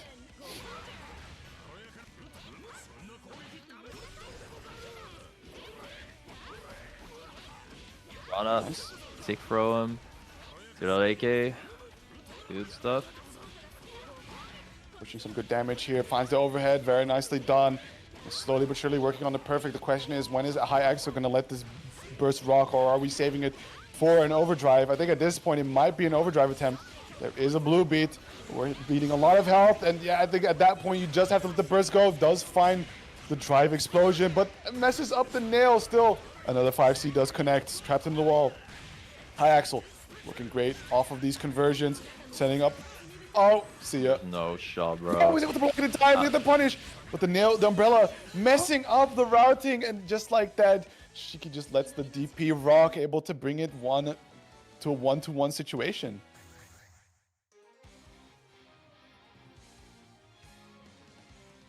We gotta talk about these combos. I was about to say that too. Oh my gosh. The wheel of fate is turning. Wow, we're really disapproving this gameplay. Action.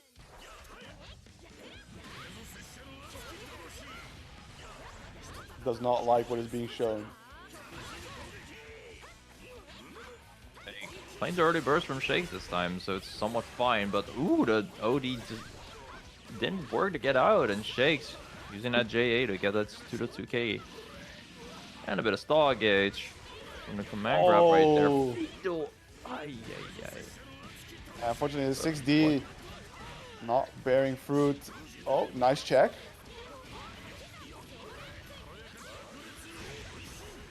Ashura getting the reversal out. Wants a bit of breathing room while doing some damage. Getting very close to tying up this. Oh, beautiful drive explosion. But do we have this conversion?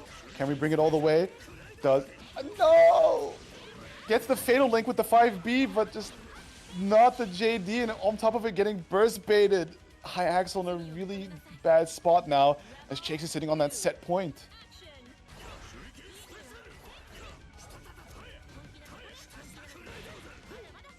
Okay, a bit of stagger pressure into overhead on him, but there's not really a conversion to be gained right there. That was very solid though. Very reactable to do all that, and as Bang you can just get a straight up punish without drive. Good stuff.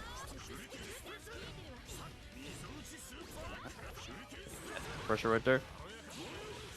Oh! Yeah, it does find the counter hit here. Should be dragging him to one side. There we go. What kind of pressure do we have in mind? Just backs away, wants to see if maybe goes for the DP instead, but Chakes immediately taking the respect to take the turn back. Set to the command grab, has some nice stalks to his name. Narrowly avoids the 2D. We just see some drives being thrown out. Desperately throwing out normals, looking for anything to connect here. What? Okay, 5D just got him like that. Nice cross up by High Axel, not quite a full combo, but you got the reset ready. So now at a set point for both players. This is intense. Nice big counter hit though. Finds another command grab. Building up those 2 stocks. Beautiful, but finds a 6D. Swapping over to the other side again. The punish, the 2D.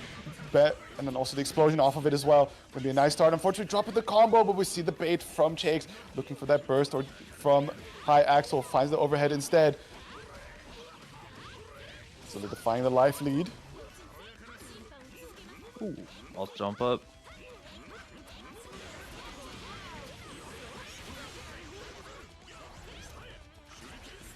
Nice, drops the nail, looking for the 3C, but it's a little too far away, but the big jump in nail has Chakes his back towards the corner, but again, just dropping his combos. It could have been so much damage, or at least an incentive for Chakes to burst, but now we're in a situation where we get clipped out. Just like that's gonna be the end. Chakes keeps moving on 2-1, while High Axel is we're gonna have to bid farewell. Very well played by High Axel. That was a clutch game against Shakes, no less. Pretty dang good opponent, as we've seen in EUO multiple times by now.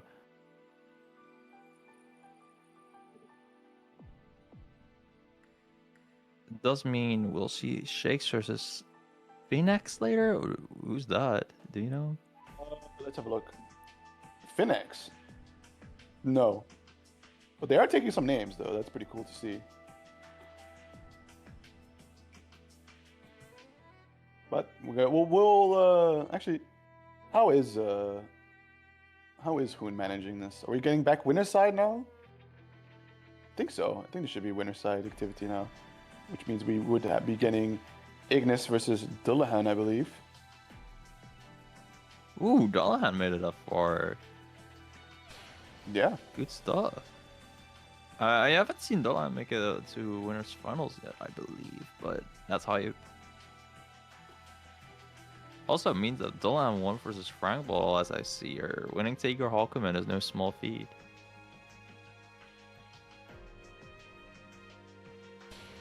Especially against Frank as well. This time, winner side has to wait a bit, so we're gonna still keep to the loser side action, as we're getting alright. Mako versus Nessica. And earlier, Nessica we saw break out the Kagura against Ignis to try and show how it's done.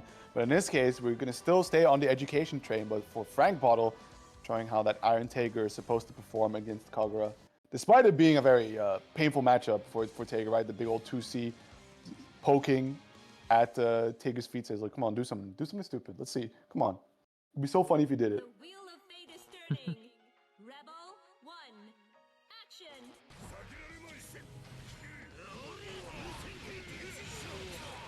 Immediately poking out pretty well with that 2C.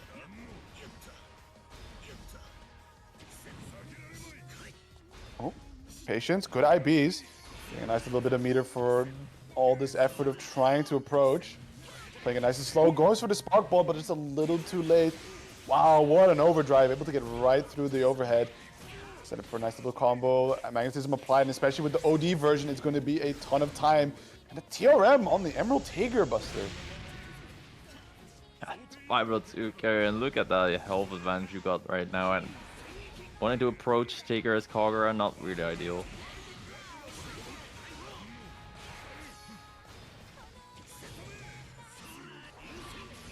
Nice. Oh, was expecting Nezuka to not get hit there, but just not able to get that 6-8 to connect.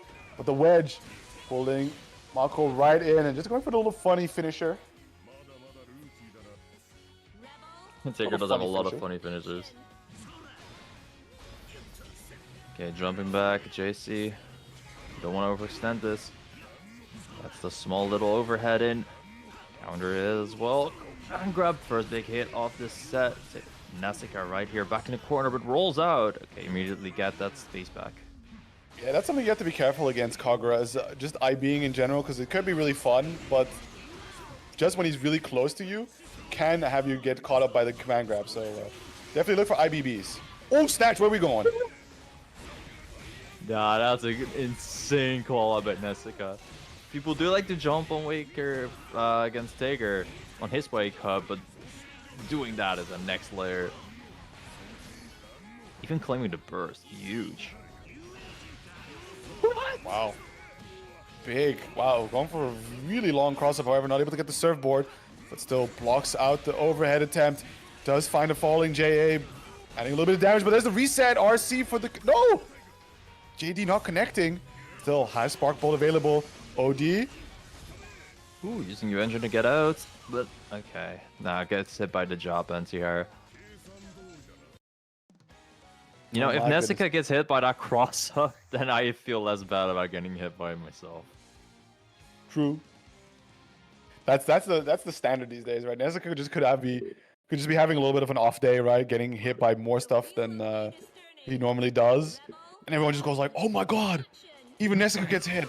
I'm so forgiven for my scrub behavior." So true.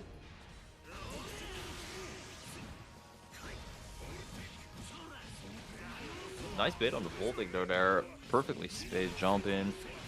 Getting the Nezuka to the corner, and now we got 3K ready. Nice air hit, but not really quite a convert. That is quite tricky to combo. What? Bro. Now these cross-ups have been working way too well. If they keep working, might as well use it. So good on her for just constantly representing that as an option that Nezuka has to be aware of.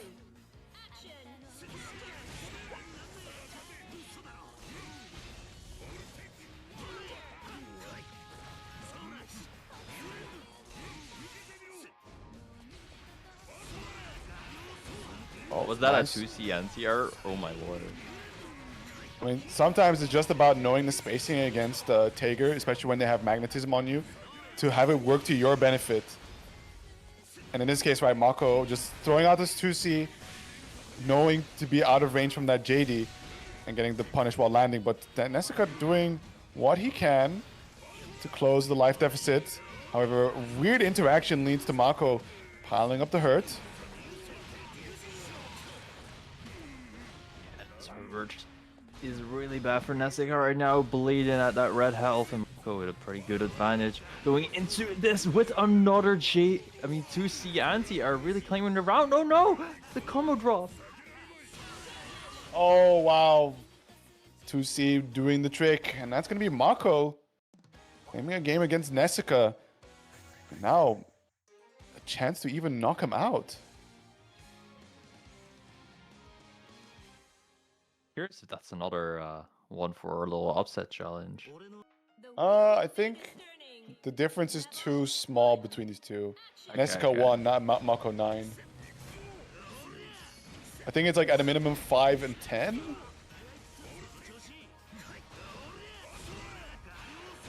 Headhunter event, yeah. Nezuka did win one, so people who beat Nezuka do get the Headhunter bonus. Kind of clean. Oh, what Wow. a combo. Oh no!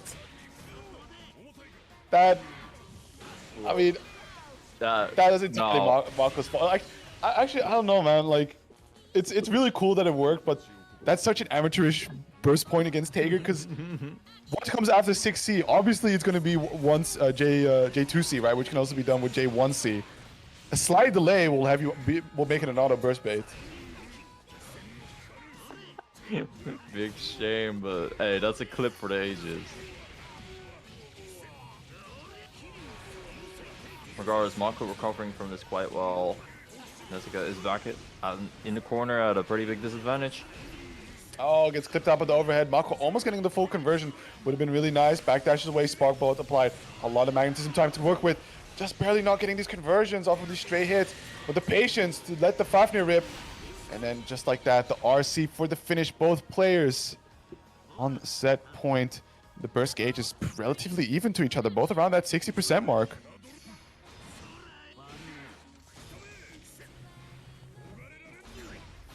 Players just calmly playing neutral back again. 5C hitting roll, but yeah, that's not really possible to convert off from that range. Nice, good rip on the surfboard. Slowly but surely piling up the damage. The Spark Bolt has now applied the magnetism. Just out of range for the punish, but the overhead connecting. Nessica having some slight issues here. The burst gauge is filled up, so there is at least 1 second chance. We see the blue beat popping off to the other side. Snatches from the sky. RC wants to pull out the hurt, but just an error on the combo. OD denying an opportunity to get the burst, or get RC making the flash kick safe. And just look at the damage being sent out right now. 5 plus 4K just because you didn't end your combo properly. And Oh my god. Nessica, what the hell?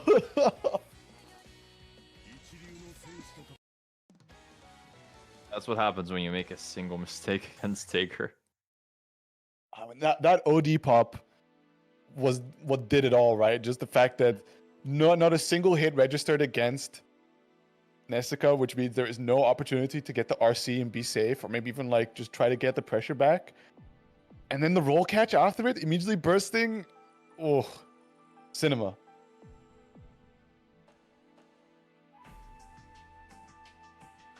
That So, came with beauty for real. Bit sloppy, but No, I mean, Mako was really threatening it. I think there was just some really unfortunate situations where some rounds could have played out a little faster, but either just slight droppage issues leading to not full conversions being taken advantage of gives Nessica more opportunity to stay alive. That also just means more time to regenerate the burst gauge. Here we go. Jakes versus the mystery person, Vinex, hopping on the Susanoo.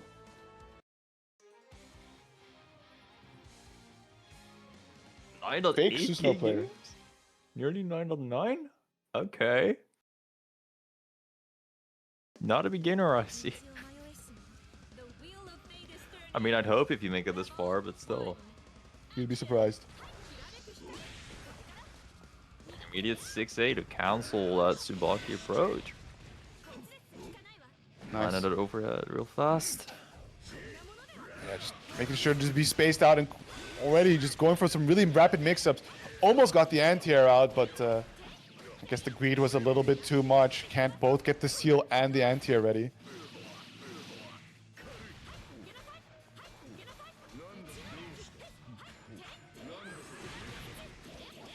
Nice, finds the overhead. Tsubaki overhead though, opening up the next. Lining up. 3.1k damage. What? Nice. Sure, DPRC. Yeah, and I think funny enough, it's also like, oh, let's go, serviceable anti-air, bring it back down to the ground, and had the 50 meter to just push the remaining damage if required. Phoenix taking that first round, hanging on very nicely to their burst gauge. Stagger of the drive, catching Shiki a little off guard.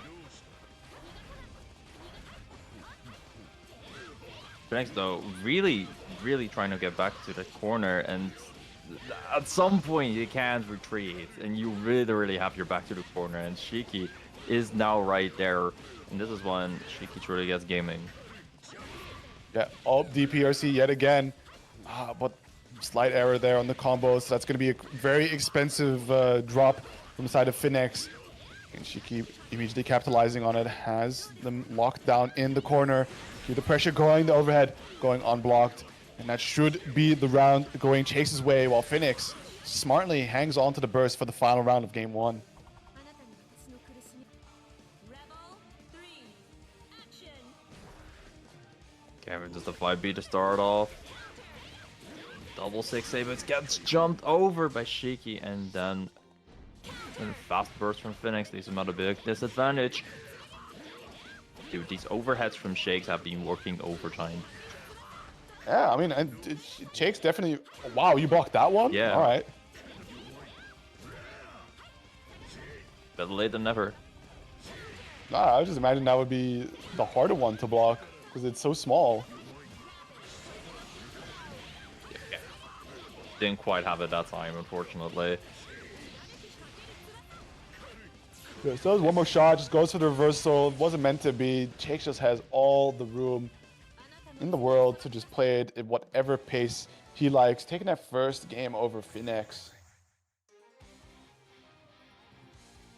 I like a lot of what I've seen from Phoenix, but it's just the defense really that's been very rough against Shakes. Mm-hmm. The wheel of Whether fate it's is just turning. either the defensive positioning, because Phoenix was back in the corner very fast, or the slow overheads that's been working well. A bit unfortunate. It does happen. Ooh, the chase down, staircase attempt. Beautiful little mix-up. Very tricky to deal with, swapping over to the other side.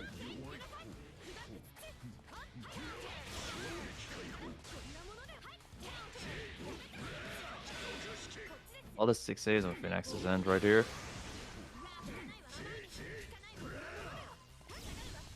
Yeah, full pressure string. Not really a full ender. What? Dude. Susan J.A. is some fan fiction, bro. No shot at it. Okay, now we really snowballed a little bit, but unfortunately a combo drop leads to Shakes getting some pretty big momentum. Throwing back to the court. That was a cross-up. I have never seen that before. That's so cheap. I love it. Oh, and then the empty jump command grab. Good stuff here. However, not enough damage to close it out, but does bait out the counter assault. And that's going to be Shakes now on set point here against Phoenix. 2 Action Okay, bro. 2C has a counter poke. Why not? 2A has a counter poke too. Why not? Oh, just charging his face, seeing maybe to get a reaction out of him. Does find another counter hit, and that's going to be Phoenix is going for the burst. Does take the opportunity to immediately cash out on the spin dash seal. Has the DP waiting, but just opting to cycle it out. Dead, find the ground Viper. Great recognition, a good hit confirmed, setting up nicely into the DP routing.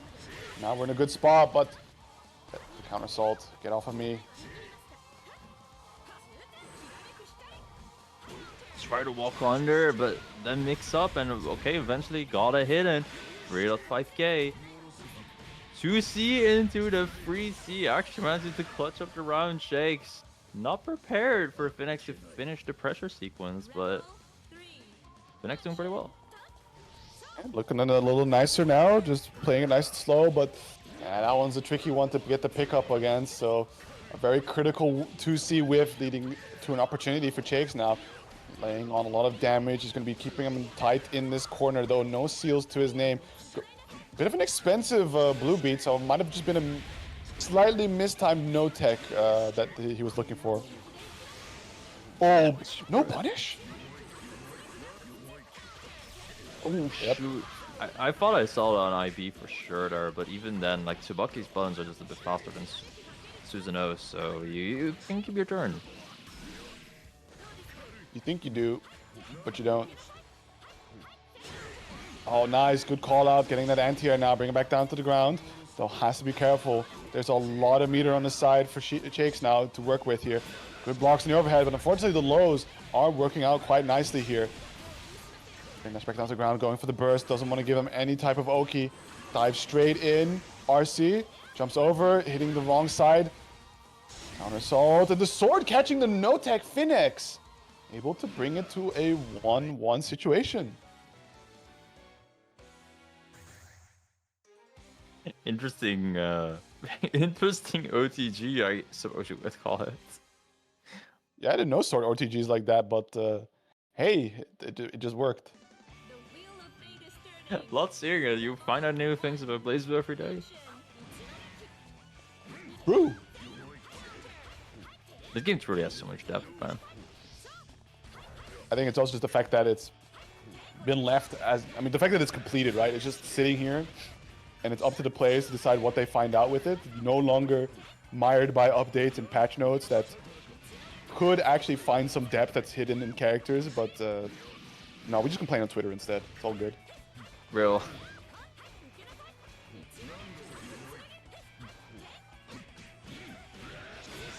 Okay, nice 2A out here by Phoenix, and it's a full combo because you have the Grand Viper on deck.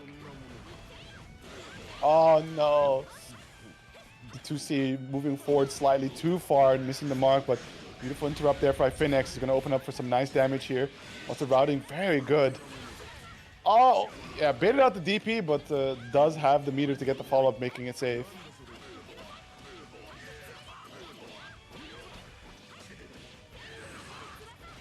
The pressure sequence base shakes quite good there. Got so much damage from it, and it was at such a far range. Now we are staggering all across the screen with a 100-meter, and oh yeah, the catch you right there. You expect the overhead follow-up, but then yeah,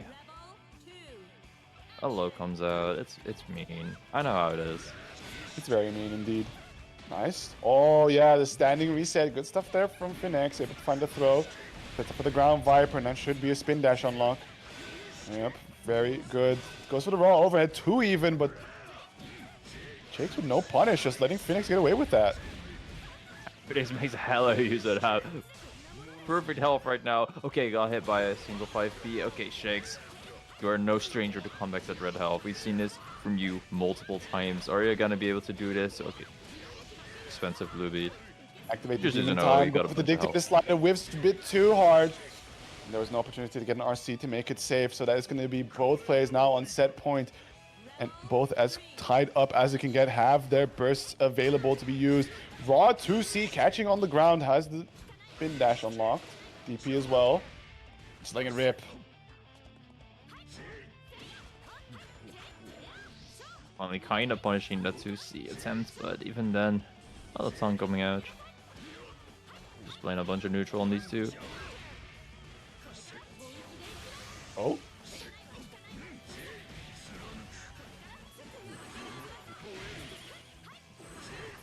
Oh. Yeah, desperately looking for some kind of entry in there, but Chase is too fast, has too much resources to play with, and has just 3 stocks to just work for an opening here while locked in the corner. But the DP just connects, willing to let it rip, even without the 50 meter to make it safe. Gets the God press unlocked to jail back down to the ground. You see the patience and the respect, but the DP comes out, breaking away, but having a little bit of a trouble to find the conversions going. Stalling in the air. We see the 2C attempts. Jab checking out of the spin dash. Oh my goodness. That was a high for sure. Oh, yeah. Yeah, that's a really It's, rough reset point as well. Like, Susanoo jumps anyway, right? So I respect the I respect the DPs that Phoenix was just letting rip towards the end there, because like, okay, my shit whiffed. They're expecting to get a punish, especially because you just see Chakes going for these air stalls from the charge. But instead, kind of just blowing up your whole order of thinking of like, okay, I baited out his anti-air attempt. He should be in recovery frames. I should fall down. At the very least, I should be able to acquire like getting them to block it out or something. It's like, nope, DP. We're playing layers to this. Layers. Like ogres. like ogres. Yeah, and another part I like about that, the timing that Phoenix was going to DP, it was pretty late in the set, and at that point, like, there's a bit more stress, and adapting in that stress is somewhat hard. Please select your character. That's really when you want to let your autopilot do things. Mm-hmm. But good DPs are just the bane of autopilots. Absolutely.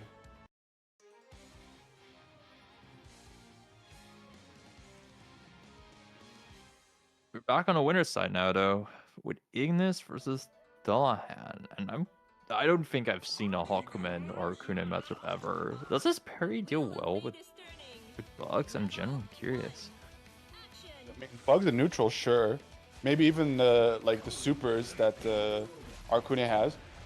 I just don't think he can tag the miss is the only thing, but he can be a real pain for Arcune because he has these big normals to occupy the airspace that Arcune likes to be in. And when he gets these counter hits, right, that's just very ideal for Hawkman. Without any counter hits, he just has to be very reliant on his pips to get any sort of meaningful damage. Okay, rough Ronaldo. That doesn't matter how he deals with bugs, because Dullahan is just doing really well on offense with Hakumen, I might add. Hakumen, not a character known for super strong offense.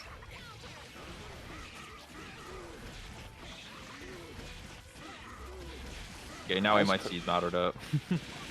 Yeah, I mean, maybe just let it drive rip. Yeah, there we go, that's one. But still, we see Ignis just minding the spacing to not get accidentally caught up by the invincible attack that comes afterwards. Oh, yeah, you can't RC that. The game won't even let you. Like, you can press the RC, the thing flashes, but it says like, no, we won't take your meter, dog. Don't worry about it. Hakumen RC is not something you often see. It's quite funny because usually he cancels instead.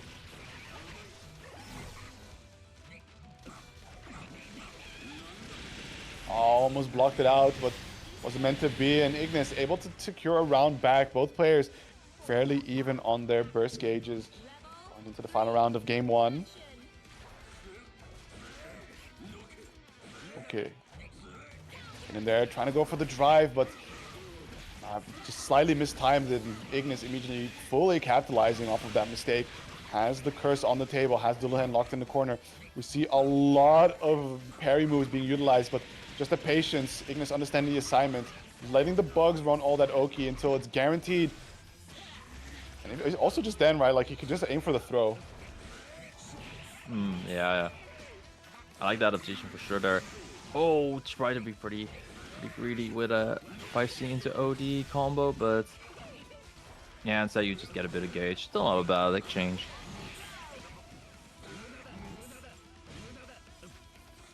Yeah, just trying to frame trap a little bit, hoping that Ignis presses into the wrong situation where he gets him with one of his big C starters. Oh, that's very high up, yes. Rare Hawkman RC having to do it, but oh, and a bit of a dirty firework burst there. Ignis taking the first game against Dullahan. Dullahan had such a good round one, but after that, Ignis was just like, okay, it's a Hawkman that approaches me offensively. I'll just chill and wait until something somewhat obvious to me that I can punish.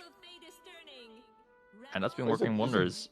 Is it Dullahan or Dullahan? Now that I see the Dullahan, as for I know Chow Alliance says Dullahan, but in-game tag, and I'm also pretty sure on stream it says Dullahan.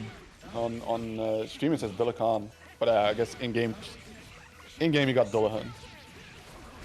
Nevertheless, Ignis finding a bit of a footing here, applying the curse. Oh yeah, good luck trying to block that. I mean, you do just have your 5D grant you like a brief window of invulnerability. Instead, just using it to escape.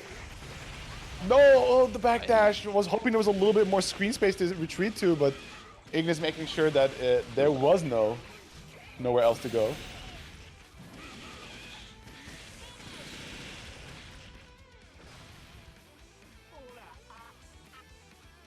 King Arthur moment. And that's true. set point for Ignis. That is set point for Ignis. Dullahan having a bit of... Oh, wow. The 5A whiff overhead into throw, blowing up the timing. Oh.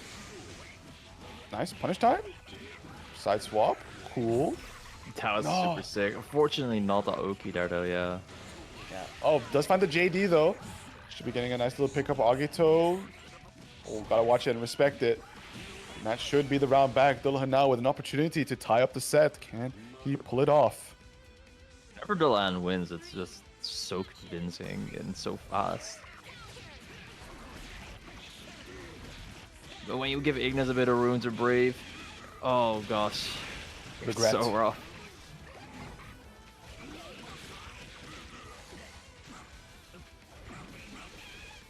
Oh, good blocks. Almost Wow. survived the entire pressure streak, but just a quick empty jump low from Ignis to I just add the cherry on top, and now we're back to the neutral scramble. Does find that JC hit. Wow, Enma connecting. Ooh, and almost a combo, but a little too late, unfortunately. Ooh. Just got that punish with the Agito, but that could be a really massive starter. Goes for a reset, but can't be too greedy now. How do we punish? Ooh. Oh, yeah. Yeah, you know that when someone charges that, they are about to get absolutely deleted, bro. Oh god, I have a heart attack when I see that.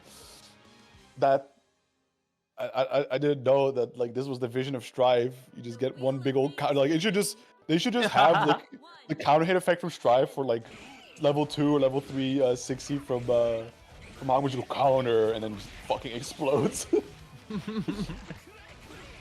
What if every character was just Hawkman with resources? Yeah, true. That might be the vibe. It's like, yo, Strive player, check out this Hawkman character.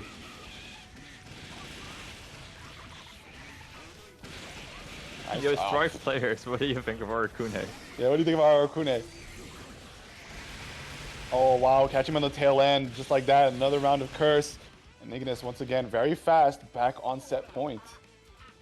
What Two. Action.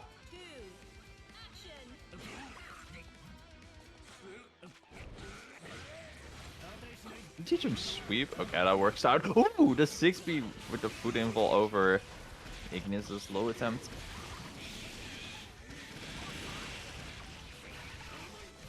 Ignis though OD'd out perfectly, and yeah, this is a lot of curse and a lot of momentum that you can do.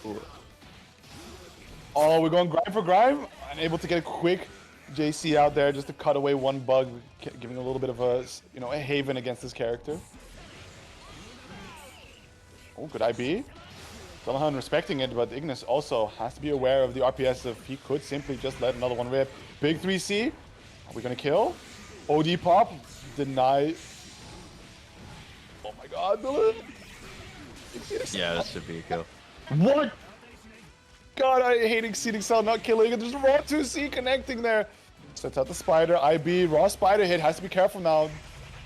Able to just narrowly avoid OD pop, but smacks him right over the dome with the Agito. Thank you for your burst gauge. We're going to take it down to a final game, final round situation. And both players not with a lot of burst. This is going to be hype. The cross from Dullahan. Not even Ignis. Hit.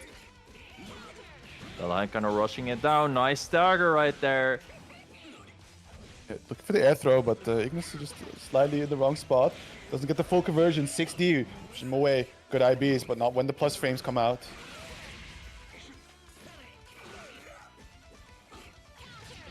Oh, wow. Big challenge. Now both players scrambling for the next neutral hit, but Dullahan in a pretty good spot here with this life lead. Should situation go slightly wrong, but the Enma has the conversion. Go for the reset. Good throw tech, but gotta watch out for the JC. One more air throw. No jump cancel. Oh, yeah, that's really smart, actually. Able to kill a lot of the curse time away by just parrying it. We love that response from Dullahan. So smart and whoa. What? Where are we going? Oh my goodness. Dullahan with a convincing finish closes out 2-1 against Ignis. Moving on forward in this winner's side run and sending Ignis down into the trenches. I think off the face. No, not face Nessica. It's going to be, yeah, Finex. Who's going to face Nessica is the loser of the next set, which is going to be Chrono Cross versus German. Dang, I somehow didn't know that Chrono participated here, but okay, cool. Yeah, Chrono really just dodged stream the whole time, which is impressive. Hey, we had other players playing out of their mind today. Exactly. Gotta respect it. Gotta enjoy it. And Chrono making it far, you know, pretty much set in stone. Chrono be so consistent in BBUO.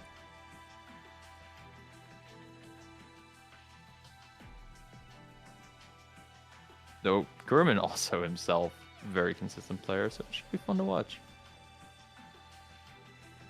Yeah, we'll check it out. I mean, Chrono has been playing something else recently, right? I'm not sure.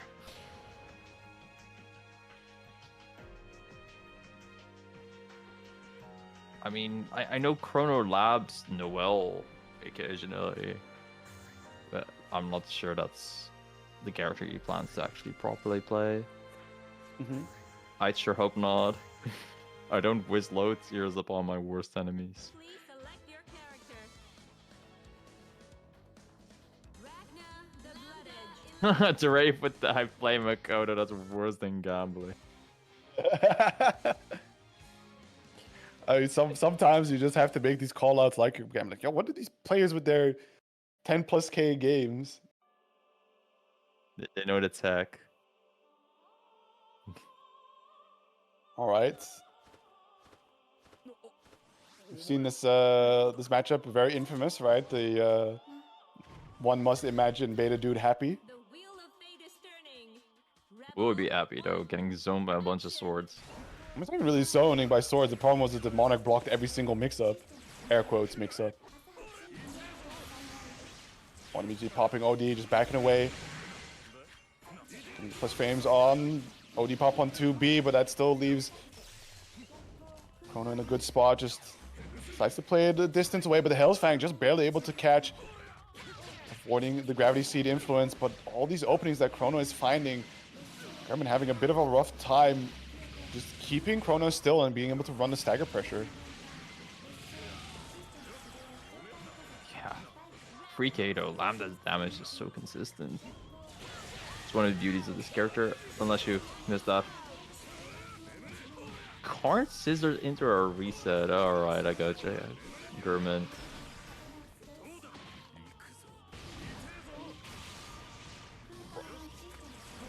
That offensive sequence was beautiful to watch. Chrono though bursting out, not taking any of it.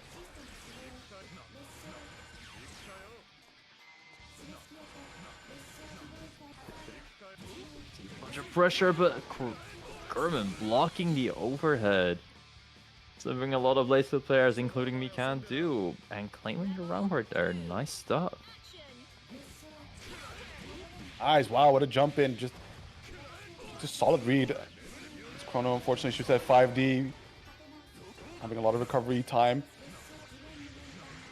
Just keep the plus frames going, being respected on that situation, and another fantastic jump in here by Gurman, laying on the damage. It's not going to really break the 3K mark, but still, it's every bit counts, and keeping them trapped in the corner is the most important. What an anti-air, goes for the aggressive burst, sees a really good situation. The Hell's Fang getting right through. RC, the burst is available. Not going to be chancing anything, just immediately lets it rip, overhead connect. Oh my goodness. Immediately RC though for the pressure. Chrono really knows that he should be the fencer guy here, the aggressor. And that he is. What the? That mix-up was wild, but Gurman blocking it all. However, that constant barrage of offense was nothing towards Gurman's defense. Really well played. Yeah, like, kind of the way it goes down for Nu and Lambda, respectively, is sometimes you just take a bad guess on which drive to shoot out, and you have your opponent just jump right over top of it and get the free punish in, or in this case, right, if you try to read that they would jump towards you, they run instead. But there are some situations that I believe 6D can clip a standing opponent. Nevertheless, the theory of a wrong drive pressed applies.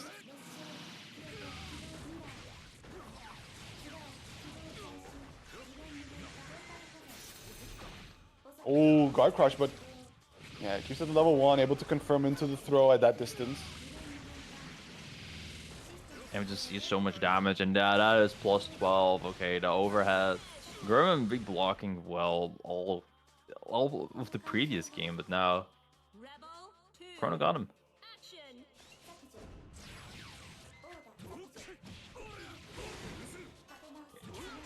Quite a full combo from the drives from Chrono, and Gurman just immediately making good use of the scramble situations. But nice stuff, Chrono. Using an anti-air, that's not 6A.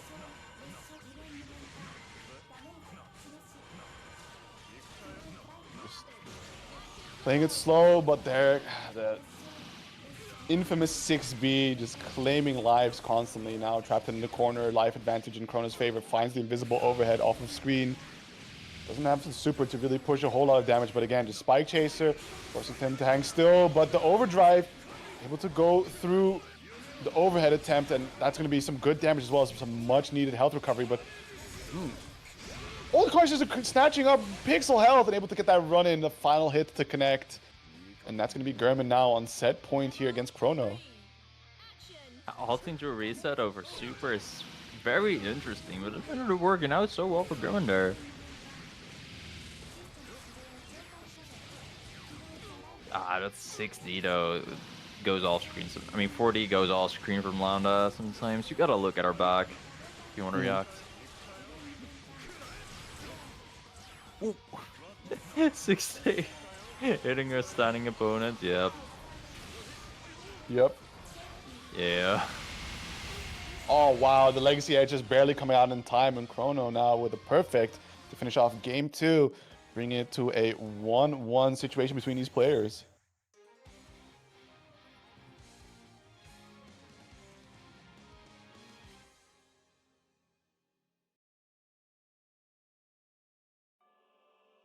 The wheel of fate is turning.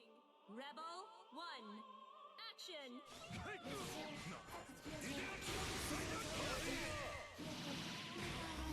X get nil out of the EA by Chrono, good awareness, and we immediately got this 3.4K ready. Well, 4K, my bad. Lambda damage is so wild.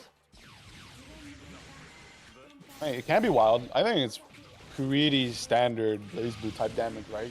Good hits lead to good damage, bad hit, like safe and secure hits lead to kind of middling to no damage. Just like that, keeping the spacing, the 5C, all projectiles, just able to cleanly avoid the DP, puts Chrono now on set point. Action! Okay, interesting round start by Chrono. Try to call something out. Oh man, Execute Blade, just the worst reversal you might ever know. German is able to just hop right to the dead zone, get himself a nice counter hit punish. Goes for the 6B, but Chrono willing to jump. Finds an opening, and immediately the aggressive burst from German wants to keep Chrono locked in this corner.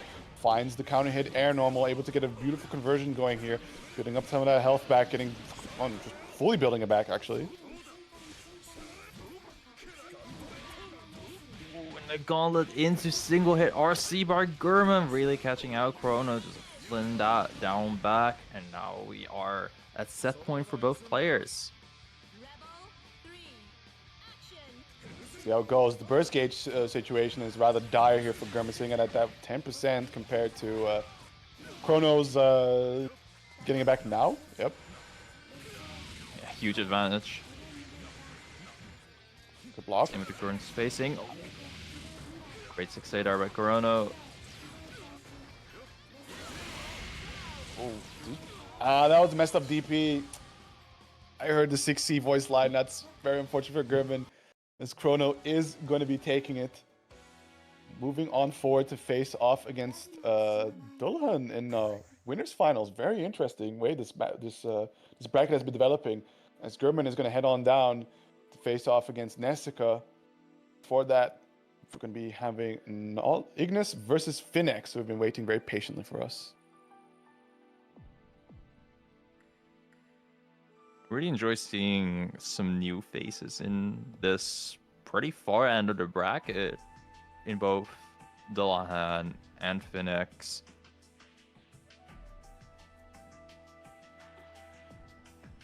Hold up, it's raining mad hard. I gotta close some windows right now. Fair enough, fair enough. It's not raining here, at least for me, thankfully. It was for a bit. Soon, hopefully not for Phoenix. It will be raining bugs, and I hope you know you got your fly swatter ready to survive it. Otherwise, yeah,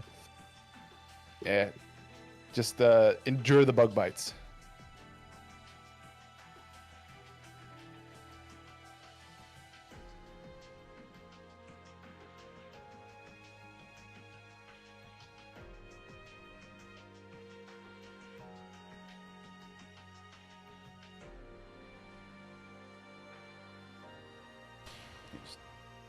waiting on. No, they're both here. So. Oh, Gurman's still in the lobby. Yeah, Hoon, if you would.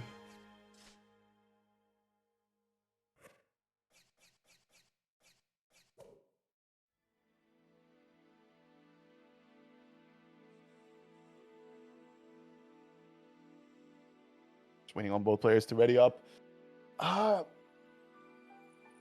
Like, I think the way this matchup plays itself out is that it's not entirely a disaster for Susanoo.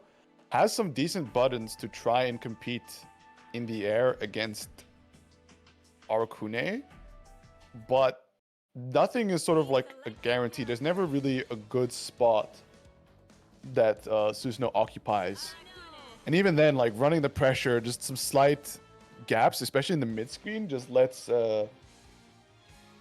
Arakune just escape with the backdash, for example.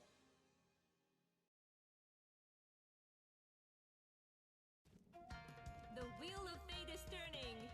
Rebel. We'll see how this goes. The round start option is going to be jump up JA, narrowly avoiding the anti-air. Doesn't really get a punish on it, but the raw overhead connects and was ready for the spin dash unlock. Very nicely done. Just taking it slow. Wants to avoid the cloud for the most part, but gets opened up and bursting nice and early before the bugs come into play. And Susanoo doesn't have any answers. Otherwise, the 2C hitting from behind. Both players, anti-airs, not really doing a whole lot.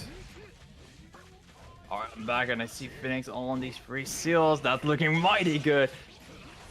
Unfortunately though, just like all blocked properly by Ignis, and now that's a bunch of bugs on deck. One more final mix up here. Oh, nice guard cancel out by Phoenix. Ay, this is what you hate to see against Susanoo, dude. These freaking massive combos on a counter hit 6. Yeah, absolutely. Stuck to the corner now. The raw overhead connecting from a space distance. Hits slower, but if blocked is nice and safe. And that's going to be Phoenix claiming that first round. Both players sitting relatively close to each other in their burst gauge status. So see the round start B. Catches Ignis trying to jump away, but there is the anti-air. However, not able to get a conversion going for the bugs. Does find the reset, and this should be a full curse. It is, and oh gosh, Phoenix, you can get exploded here any minute now. Yep, that's this first mix-up, and in the combo, just one more left. Only a no. Not me. Yep. Surround it doesn't matter that Susanoo has a bunch of help here, dude. I mean, in the case of Ignis, right? Like, just always ready with the no-tech reset, not just piloting through all the bug options where at some point the scaling will just have it do no damage.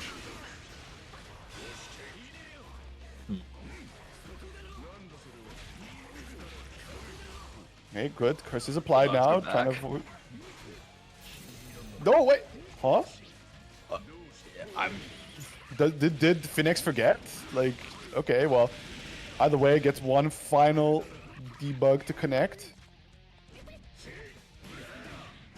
Wow, the 3C barely able to land a mark. I think he might have actually gone fuzzied by it because he was still in the air, but it had the low block warning. What a burst bait. I'm trying to go for the side swap. Try to go for the overhead as well, but the DP is ready, but Ignis doesn't care. Mashes out the 2C anti, and Phoenix secures that first game.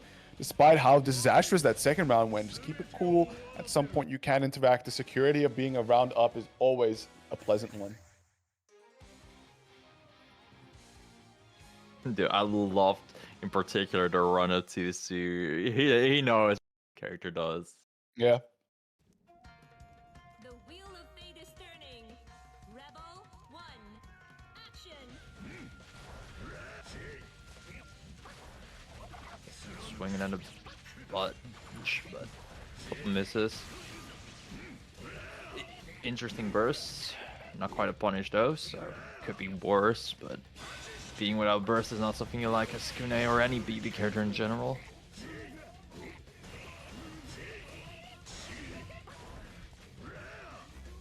Sword under pressure. Teleporting away from the corner. Yeah, the slow but sure anti-air is gonna get there. Ignis. Just a slight error there from just not getting the curse just right. But I think with one spider should be able to get it on block even, but narrowly avoiding the air throw attempt. 5D raw, just like that. You're back in the blender.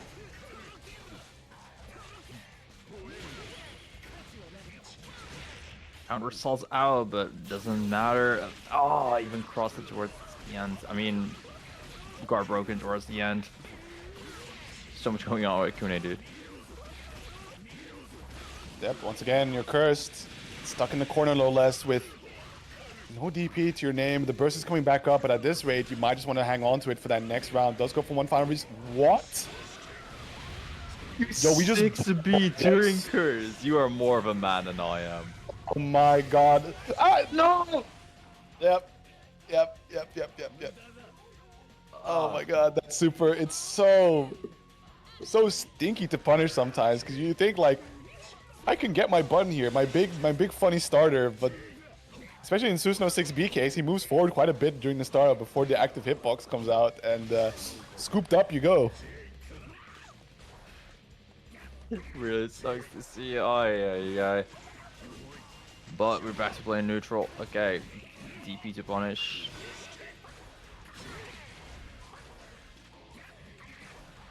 Jumping back, both players really patiently trying to get the other to bite.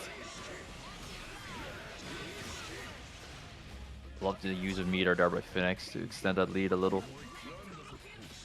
Finn got Ignis's burst, but you might have to be using your own soon.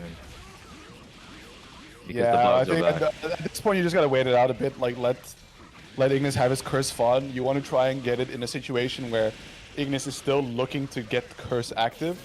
Then you can go and reset him. And unfortunately, a little bit of a bad timing there, as Ignis has the fade away to narrowly avoid the burst. But I'm surprised he didn't just get the kill off the throw. So playing with his food. Dagger from their ground Viper really coming through there. Oh, the no two-way pickup. That was almost a round for Phoenix, but no. Ignis is still holding on. No, the bug, the spider coming from the roof. And that's going to be Nautilus, Ignis bringing it up to 1-1.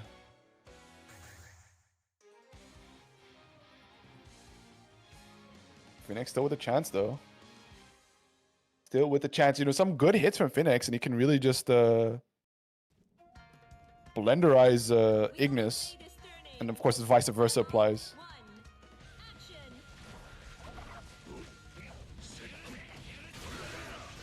Oh, that JF was so big, but Ignis immediately bursting. Even when it was the biggest hits, just denying those seals. Okay, that should also be the DP unlock. Yes, sir. 3.6 and all relevant resources. Big crush trigger going into the throw confirm off of it. Ground Viper, bring it back down with the spin dash. Now wants that level 2 first. Overhead block, but not the second one. And Ignis just getting completely out momentum. A perfect for Phoenix, putting himself on set point with the burst gauge. This is losers semis. Yes. Yep. No. Yeah.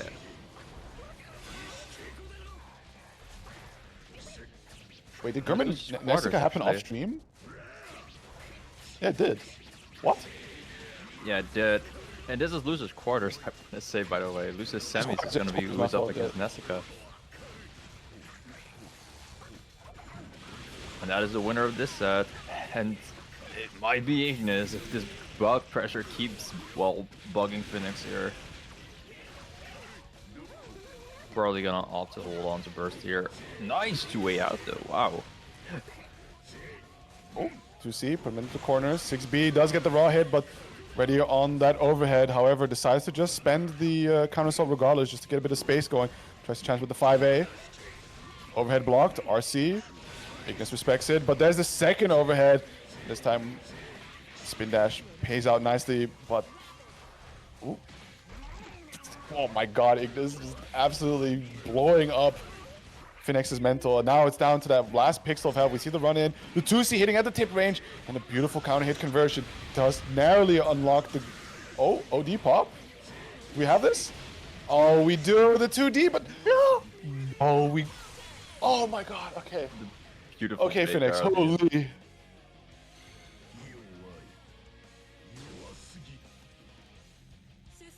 We clutch it out.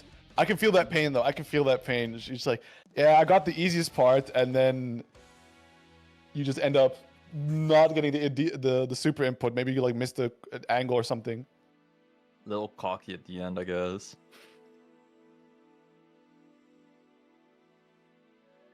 We've all been there. We've all missed a super at the end that would have clutched you a game or tournament.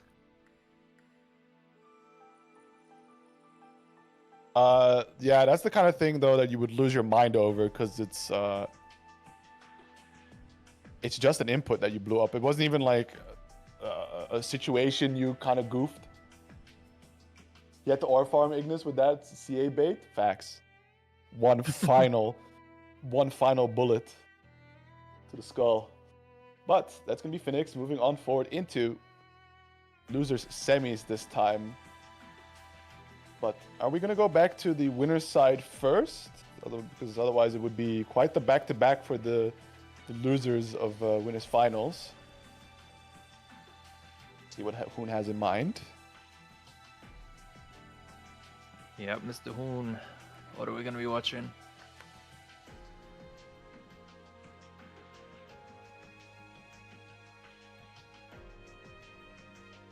We're doing the other way this time? Oh, but okay. In the past, winners had to wait. True. Yeah, that's part of the plan, because you do winners finals first, then the losers goes down. I mean, the grand final winner has to wait for quite a bit, but it means that the loser doesn't have to play so many back-to-back. Yeah, it does give the loser a bit more leniency.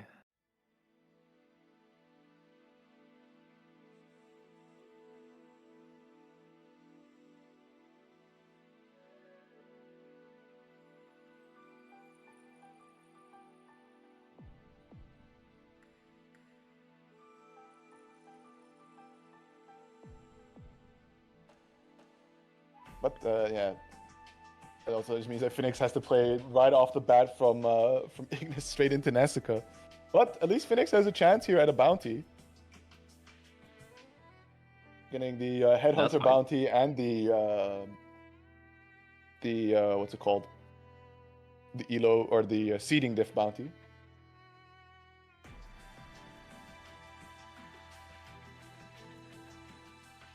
I keep forgetting the name for that one.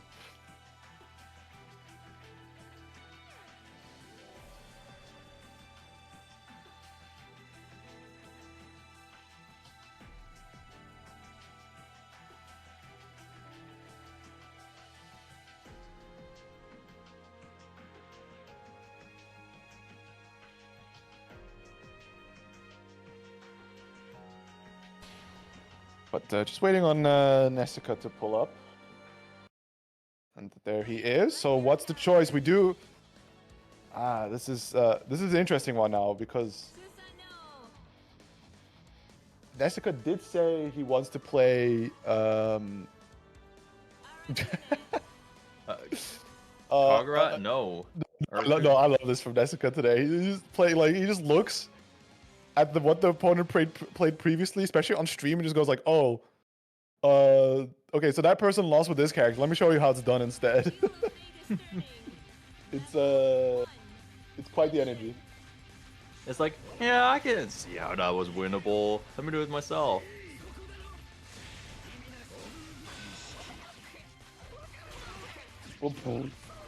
The slight delay in his face. They get the curse on deck. Put him into the corner now. Good blocks. See, the mix-up game from Nessica is definitely a lot simpler compared to that of Ignis, who just plays his character a ton, but it's still effective. Yeah, and what we've been seeing too, though, that Nessica is a bit more consistent at his conversions. Oh. Ah, yeah. Just barely missed that one though. The very solid anti-air. Oh my goodness, I can't believe. Phoenix really trying to get out with that air dash, but now we are back. Yeah, and good luck trying to get anything going right in the Curse Blender. So we are a round up here for Nessica though. Just how strong that round went for him after the burst. He got like next to no recovery on the gauge.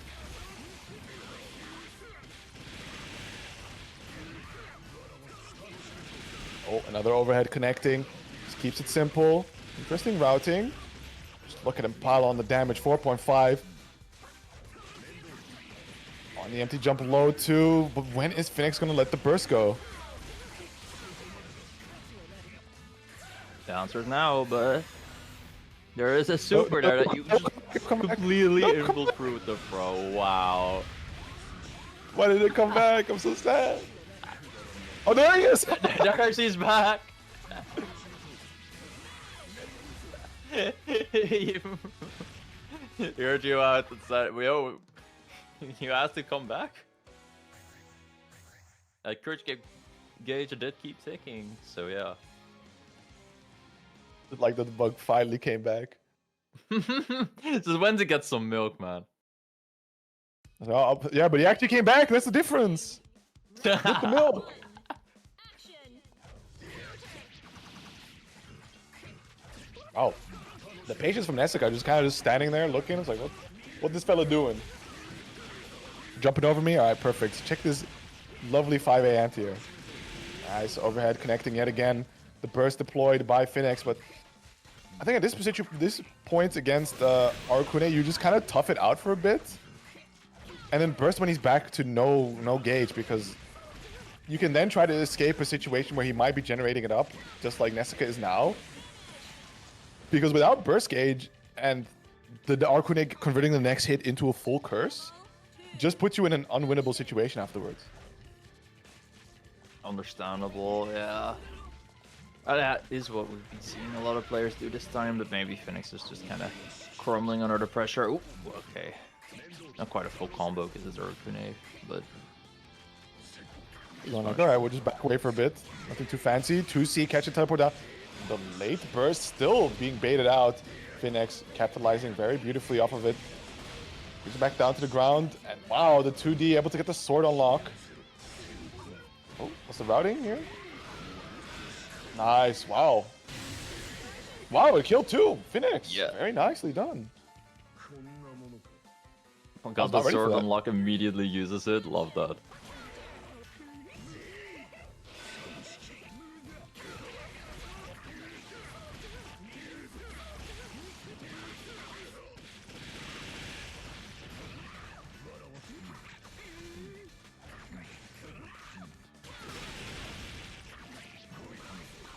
Okay, yeah, the mix-up there are just so tricky.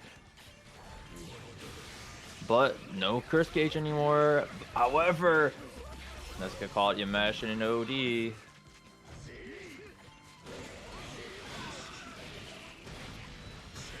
Okay, using a crush trigger for the combo here though, this is going to be a lot of corner carry on Phoenix's end, but Nessica does have OD, and there's a high likelihood that that curse is indeed going to come out.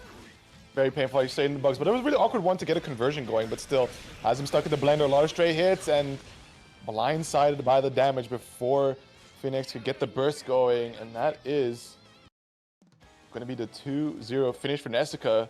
Moving on forward into losers finals, now having to wait for the loser between the Dullahan and Chrono Cross. Oh no, wait, of course there is no more Ignis. It was Phoenix that beat him. What am I talking about? There is no chance for him to get that Kagura run back. Nope. Maybe it's for the better. You didn't want to see more Kagura gameplay. No, I don't mind Kagura gameplay. It's just that it seems mighty painful into Orakune. That's a good point. You have some decent tools, but glory to Kagura. Yeah, shoutouts. Character's fun. Can't hate. I can hate when I have to play against it, but playing as it, it's a delight. 2025, and we're saying life to Kagura and glory to Kagura. What has BBEU become?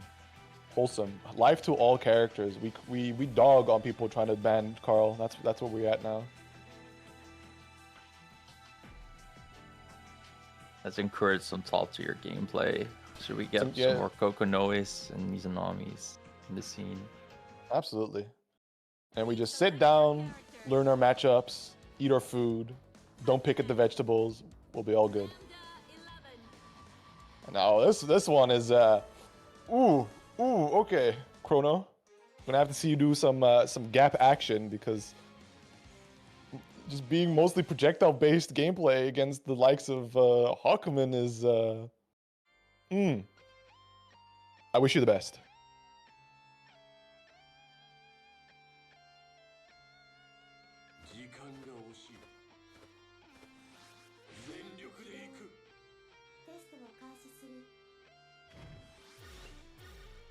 I think it's still manageable though to get around Hawkman here as Lando for sure, because you just have really good movement.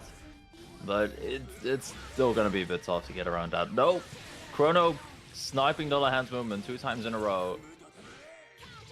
Oh, yeah, Dullahan hoping for that 5C to just barely clip Chrono back down to the ground, but just exactly that, right?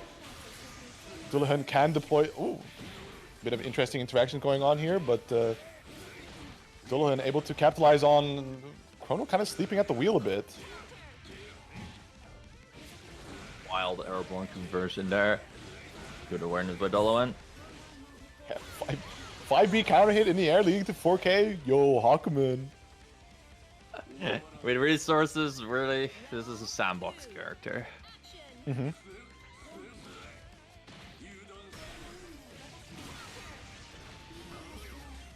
Very fast burst, but Chrono really wants to keep all this momentum.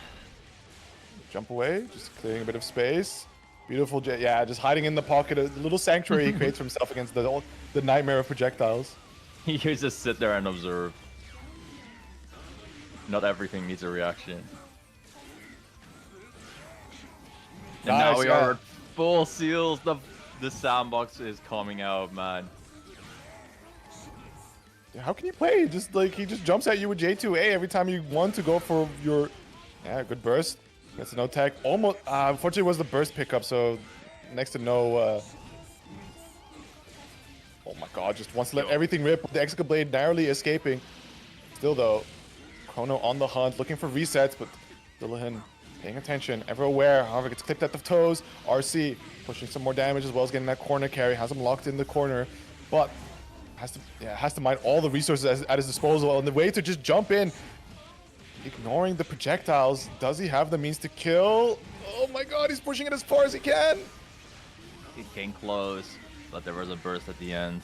I'm pretty sure he couldn't have killed anyway, but maybe I'm wrong. And the nice 2A mash out there by Dullahan, claiming the round. 1-0 against Chrono. We are going to first to 3. So there are 2 more rounds that Dullahan has to take if he wants to go to grand, but this is a good start. It's you know, there's some slower pace moments, which is to be expected, but in general, like Dullahan, should he choose, can be quite belligerent with his approach. The J2A, just like big ol' active hitbox, try to anti-air this with one of your projectiles. I wish you the best. Whoa, footsies.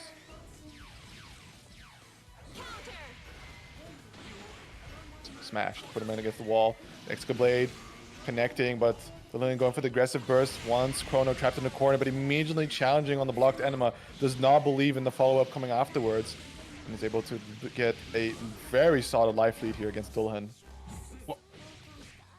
Huge dash out for Dullahan right there. Most players would stay stuck there in the gravity seat, but he went out. However, Chrono is still strong in these scrambly scenarios.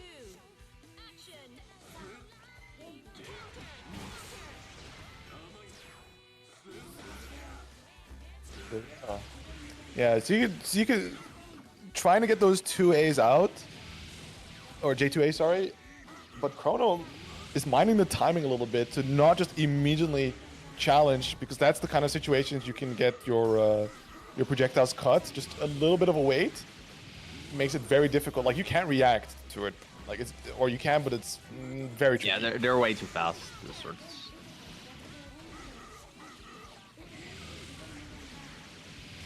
even as a Hawkman, you have to be a bit preemptive about Yeah. your 2As. Like that, great one by Dullahan, but you are such a life disadvantage. Yeah. Oh, very nice. Quick combo action. I was looking for a reset, but the Executive Blade just too good. Like, at some point, I think he could try to call these out with a JC, but that doesn't serve you towards a jump in, right? So you are kind of Yeah. this RPS spot of will they, won't they Executive Blade, and what option do I choose to go with? Wheel of Fate is turning. Rebel 1. Action.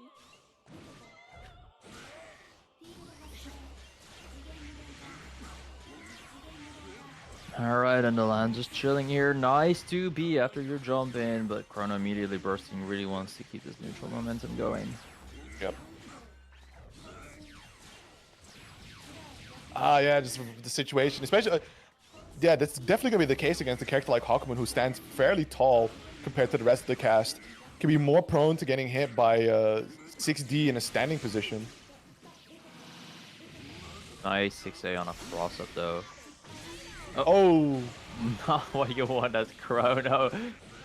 I like the IRC idea, it's just throw is might have definitely missed the not button there actually. But to get a throw immediately after RC, that has to be huge has to be a mash. mash. Yeah.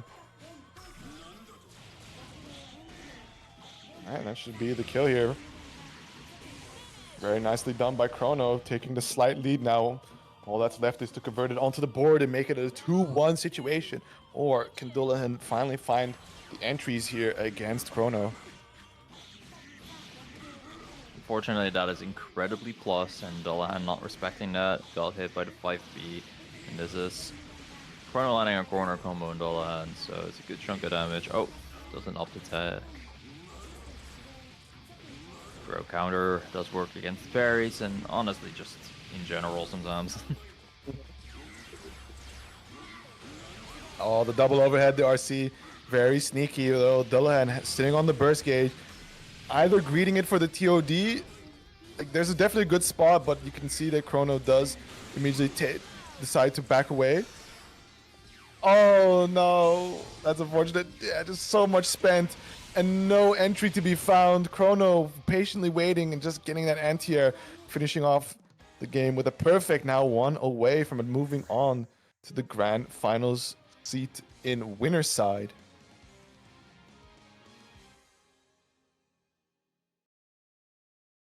And Chrono just been shown a solid adaptation to the Hawkman game plan. Like, yeah, sure, game one you got your drives caught a good chunk, but now it's just, yeah, I know the angles at which I can land against Dullahan specifically, so I'm good. Exactly. And also not getting too like eager on the pressure, just letting the range do the talking and just minding the timings ever so slightly is to not give too much of an identifiable rhythm that Dullahan can capitalize off of. But the last hit of 5C still able to connect. Oh, that does find a lovely Yay. hit. Yeah, and Chrono not having any of it. Chrono definitely been using his early burst on this set, and they've been working out very well for him, but Dullahan though managed to claim a bit of pressure, but now you're a Hawkman, which is too bit of Mogatama, so can't do it on. Gotta wait a bit.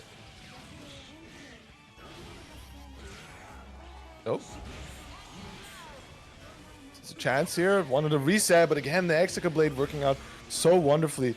Though the early burst from Dullahan, or sorry, late burst here, guess doesn't let the RC go through. And again, Executive Blade, the tool working out so wonderfully for Chrono, putting him on set point now. Good cut finally, but fortunately you are stuck inside of the gravity seat, so you can't really move towards Lambda.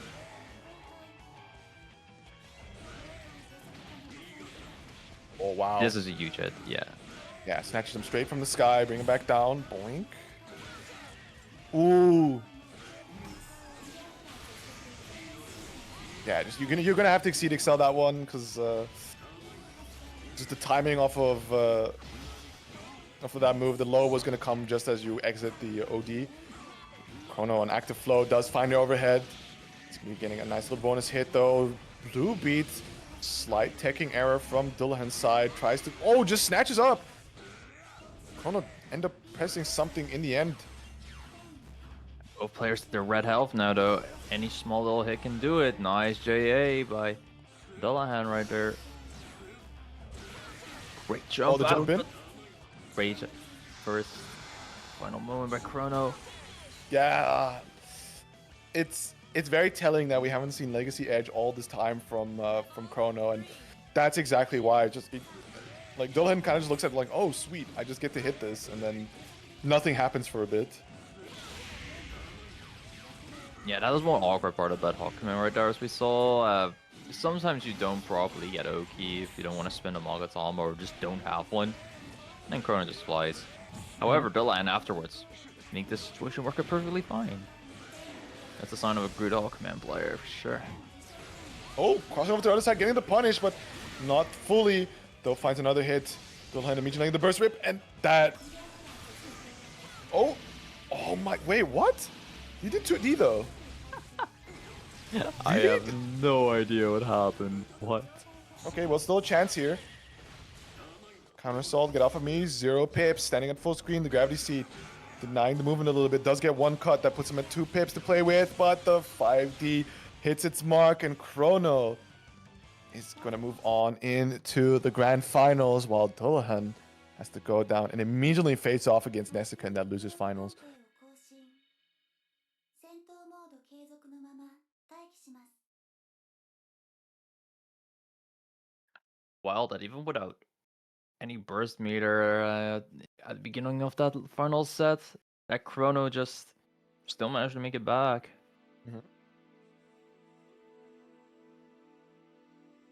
Chrono did some malicious conditioning with us 2-2D. Oh, it's true, honestly. Yeah. It gets you thinking, because again, the only response you have into it as a Hawkman chasing down Chrono is that JC most likely. And the JC unfortunately doesn't do a whole lot for you in the jump in angle. Such a specific move, like it's not necessarily bad, but it's weird for sure.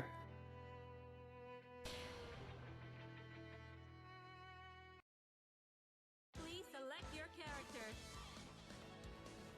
Hakumen. We're really about to see Lambda. Nessica thinks new is cooler. The bullet hover. Bullet. Yeah, oh, okay, we just ending the streak of showing how it's done. Instead, we're letting the bullet rip. I have genuinely never seen Nessica bullet, Wheel of Fate is so turning. this can be hype. Rebel 1. Action. Seen Nessica bullet has been shown on stream, and it's Okay. as you expect with Nessica characters, it's still very solid. Oh wow, what a catch that from Dullahan.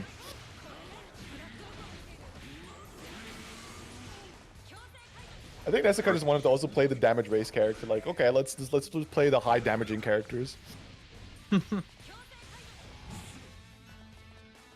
Both characters really able to explode each other, but able to do it a little more often. Yeah, definitely. I mean, I think they both can. It's just a question that, depending on the conditions, Bullet can most definitely like cash out much harder if she just gets one of those like 5C counter hits. Yeah. With Hawkman, you need to have a few the- pips, even if you do get like a level 2 6C. Nessica showing off his bullet is quite legit though, taking the first round immediately against Dullahan.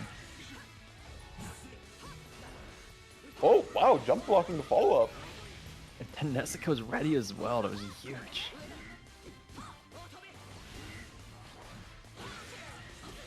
Oh, big sweep, getting the counter hit to pick up as well. Unfortunately, the 5C not able to bring Nessica back down to the ground. We see another afterburner charge, and wait, did he try to parry it or throw?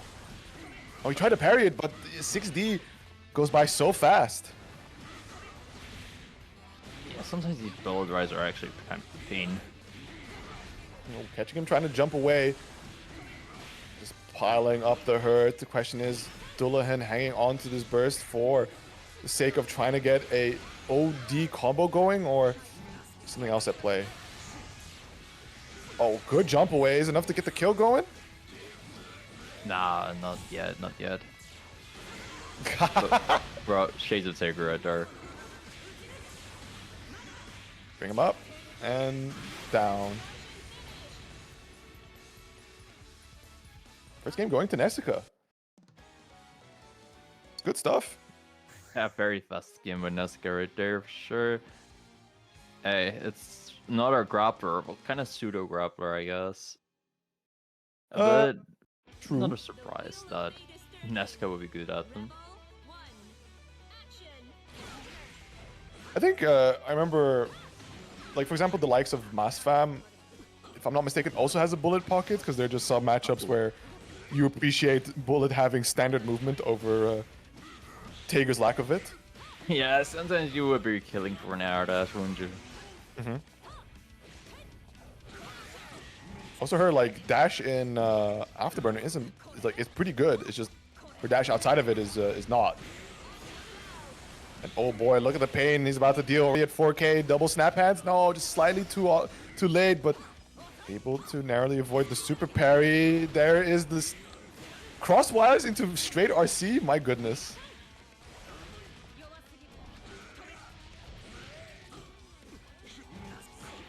And the stagger pressure from Dullahan. Finally catching Nesca out. Dude. Yeah. How am I supposed to commentate that? That was so goofy. You know, if Nessica wants to, he can also just try to go for the Miklet capture, right? Because it is a projectile invuln command run into unblockable. Functions very similar to Naoto's Phantom Pain. I see. That's... Oh, I think Nessica saw an opportunity to try and challenge there with that J2C hitting from so high up, but something happened there. It didn't quite go as planned, and you see Dullahan pushing closer and closer to that round win situation. And Nessica's without his opportunities to try and challenge. Of course, it's to his benefit the longer that this round goes, right? He can generate that burst gauge back. Oh, finally got a hit in though. It's a hard combo from Bullet. I mean, a hard hitting combo. Look at this. Cradle 2K, you are in your fucking burnout state, but okay. Yeah. It was almost so tough. It was almost so cool. That Bullet 2B, bro.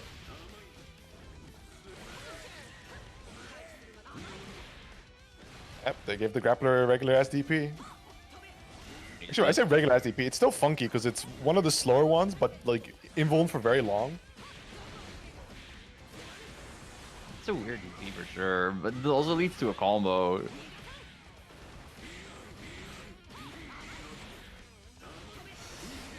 Uh-oh. Yeah, I wasn't able to jump out in time. That's a fatal.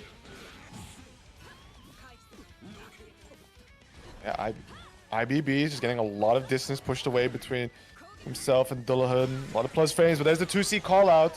Gonna be cashing out some lovely damage, but no, but the 5C not able to hit from that far. Enma, however, looking for burst baits and a throw reset. Beautifully spaced Enma. The Dullahan really just chilling now. Oh! Option not chill there at the end when you don't have Magatama. That can really be horrible. Okay, Nescan OD. Very, very certain that he could end with any small hit, but the drop is so unfortunate there.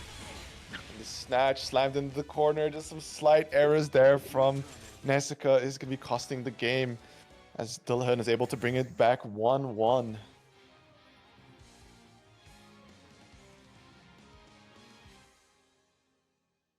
Nessica, though, committing to the bullet pick.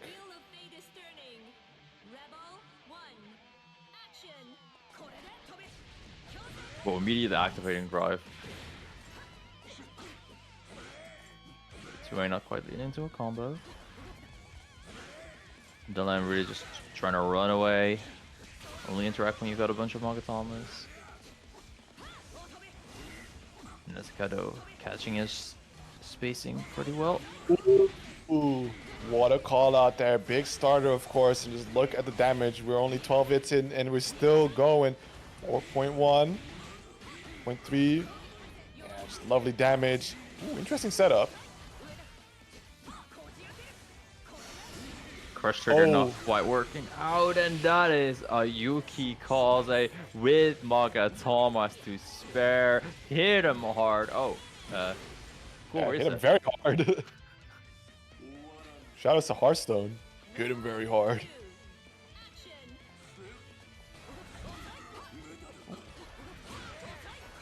JC just looking for some stray hits here. Finding it pretty small combos, but able to get the afterburner. There's the crosswise, immediately spending one heat to get more off of it. Trying to drag Dullahan in towards the corner. Oh my god, what a blow up.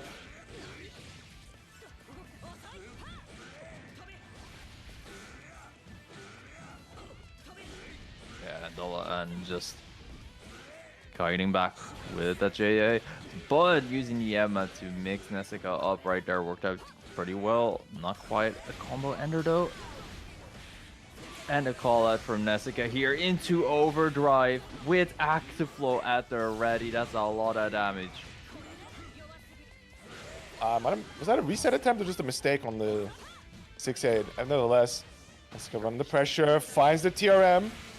Dullahan opting to burst here, feels like he's in a pretty good spot with Nezuka so low and so many Magatamas to play with. Does get the 3C out. Oh, no overhead connecting, going straight into the crush trigger, and that is Dullahan taking the lead 2-1 now. Nezuka's back towards the corner. Please stay to bullet or that is a character select moment. Let's see. Oh, the new?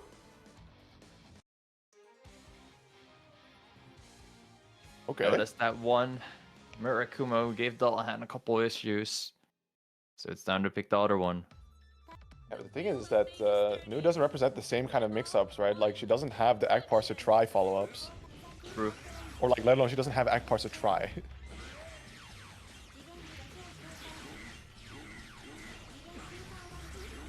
Just keep him locked down, nice and slow.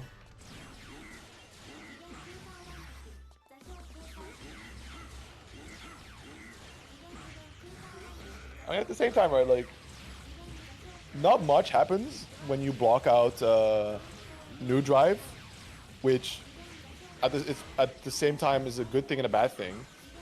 It's a bad thing when you're in a life deficit because the clock is running out. You do have to look for an opportunity to challenge it. Wow, barely getting Enma through the gravity seed, but again, these 5Cs are not connecting, just stalling out in the air. Just be careful, but the 6A anti-air, beautifully done. And that is a shitload of damage.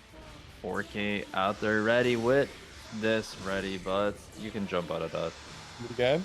But still, that same situation as before. Okay, said save haven, and unfortunately, Lumi just flying straight into the projectile of Dullahan. However, Nezuka able to find the next couple hits, closing it out, taking the first round here in game number 4. 2. Action. See, not quite hitting. Nezuka immediately backdashing, claiming a ton of space. Dullahan just kind of gonna get shipped for a little while. Ooh, the dash in. Yeah. Catching Dullahan, trying to press something. Seb deploys the gravity seed again, says good luck on the approach. The J2A connecting, but the spacing from Nezuka just able to avoid. Does pop the OD.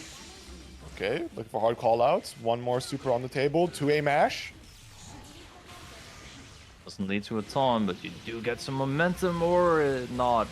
Great NZR by Nezuka with a 2B low profile. The JC that way. Oh, wow, that's really unfortunate waste of pips. But still able to get the 3C out before the Act Parser was able to swap the sides and put Nezuka back into safety, though, with the challenge. Rectifies that mistake to get a lovely combo, but fading away, believing possibly that the burst was going to be coming back up, just that hit, but took a little longer. Yeah, the cut. Oh, nope, it's still active. Yep. Doesn't go away when Hawkman's hit. And ay, the burst option right there from Dullahan working it so well. I mean, it sucks that, you know, now it goes to Dullahan on set point, but Nessica's probably not too pressed by it, considering that the OD at the very end means that in this round, Dullahan has no burst. At least for a while, right? Going for OD means that you get that 30%. Oh, nice 2D, and that's gonna be the early burst, making sure to give over 0 momentum to Dullahan's side. The last thing you want to do is arm him with pips, thanks to being able to do damage against you.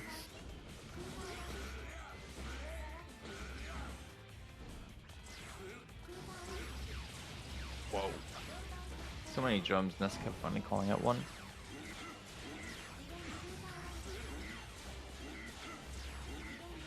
Blocking. Dylan really just waiting here to get his Manga Thomas to get in. Yeah, just making sure to be in the air so that he has access to that J2A at the right moment. But this time, firing it off a little too early, gets clipped out by a late 5D. RC keeps the pressure running, pushing himself away in the process, narrowly avoiding the snatch attempt. But, yeah, unfortunately, the overhead does have quite a bit of recovery. Oh, good blocks. Just trying to look for spacing, but at red health. Dullahan is on the prowl. Oh my goodness. Able to get a pick up here. Dullahan does have that burst available. Nessica is also slowly ticking its way back up, so there might still be a second chance to be had by Nessica. But the J2C connecting, the chase down 2C. A lot of buttons being pressed, trading. And I don't think Nessica is going to be in a position that even if he gets the burst, it's going to be all too valuable. It might have to just be spent for OD instead, but the 2D finding its mark, and Nessica is able to bring it down to a final game. Dang, that was so close. Like one like, I don't know, maybe a OD conversion or something from Dullahan, and it could have been a different man's game. I think like if that counter hit trade just was like a slightly beefier button from Dullahan's side, that would have been like just a trade combo he could capitalize off. Regardless, we're back to Nessica, just this impenetrable fortress, constantly throwing out buttons from far.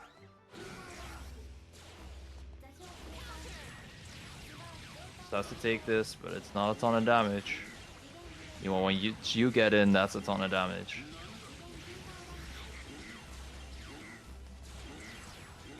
Walking out, waiting oh so patiently. At some point he can get closer, the time will come.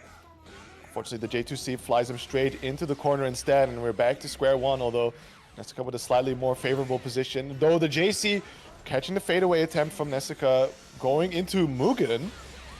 No, it could have almost been that, but... Okay, OD Pop just wants to freeze the meter for a bit. Yeah, and this can do a lot for you. Unfortunately, the super misses. So, yeah, Nessica does just end the game almost here. Yeah, I forgot the bad news. That was something nice. Yep. I mean, super. It's all about pushing him into that final situation. Yeah, good blocks, but there's so many overheads that New can throw out. And that's going to put Nessica now on set point. Nice anti-air. 6A, proving its worth consistently. Real AK from a 6A mid-screen, pretty good.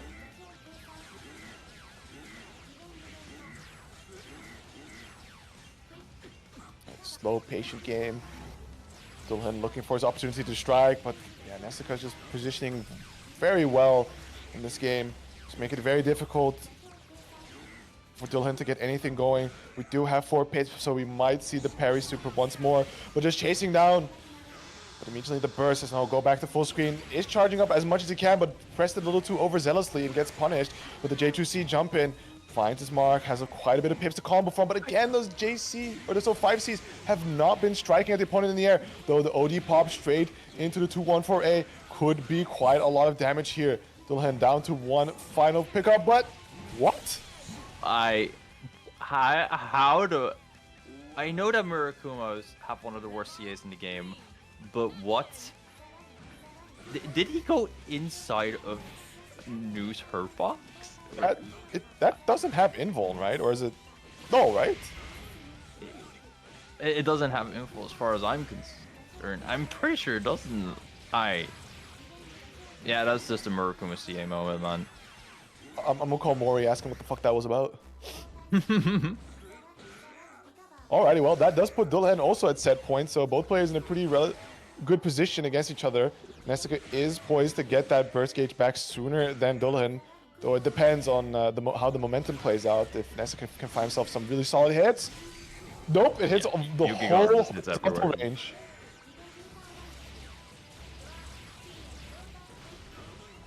Nessica trying to reset here, and it worked out. But that's only 700 damage. Dullahan can block a good chunk here himself and get those Makatomas back.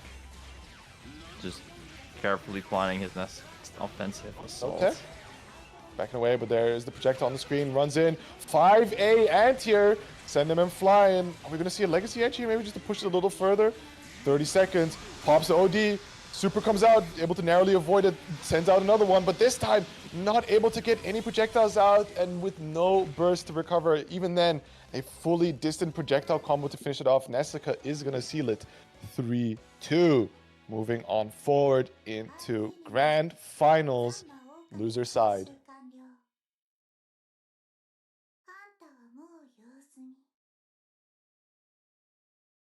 Yeah, agreed, Juboji. That was a great job from both players right here. Just so well played. Anyone could have taken this, really. Truly. Even Dullahan busting out the forbidden technology like that. 236B just able to go through counter assault like that is. Well, that's some kind of shit you say for nationals. Dullahan at outplay win. True. Yeah, shout outs to Outplay. That's definitely something on the horizon. There's some interesting plans in the works for Outplayed for CF. So do stay tuned for that. Otherwise, yeah, the Outplayed signups are open. I'd say it's the best CF you're gonna get all year. Too bad it's at the beginning of the year, so it's only downhill from there. But it was an absolute blast last year, and it can equally just as be this year. So mark your calendars. January is the next Outplayed.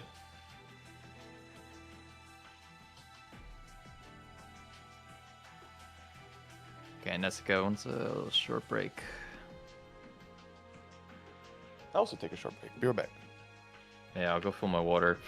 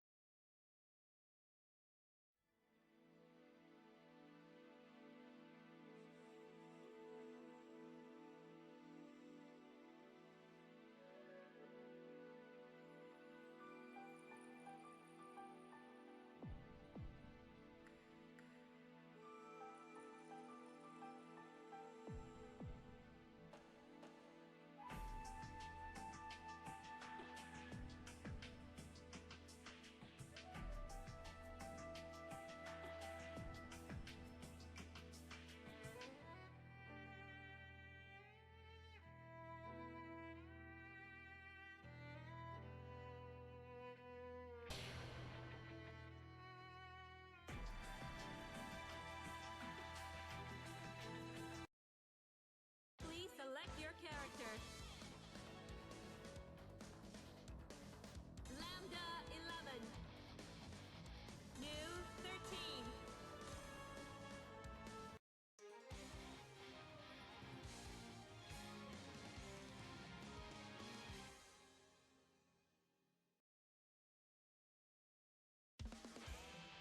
The wheel of fate is turning. Rebel 1. Action. Counter. All right, and I immediately see Nessica with a great hit.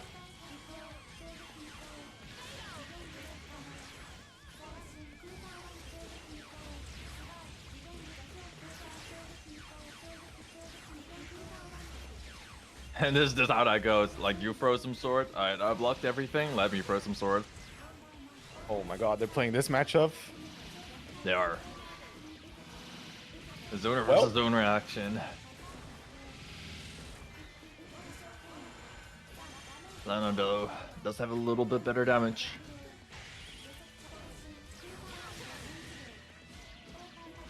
Whew. Nice little dash on the 2B there to finish the combo properly.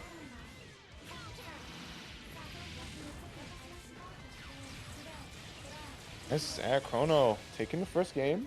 Oh, sorry, first round. My fault. I'm getting ahead of myself. Manifesting. Rebel 2. Action. It's Nessica that starts off round nice and aggressive, getting up some good damage onto the board.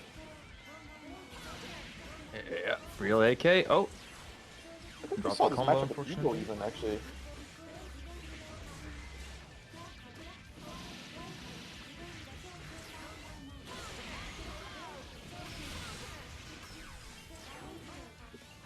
Oh, Jump in, but not quite a lot from it. Perfectly done to over Chrono there. And now you gotta block a lot. Or you get out perfectly. Wow. Very well navigated there. also an option. You see a bunch of swords and I start to think, oh, blocking time, but that's the difference between us and why I'm not in grand finals. Yeah, you made it once before. Yeah, once.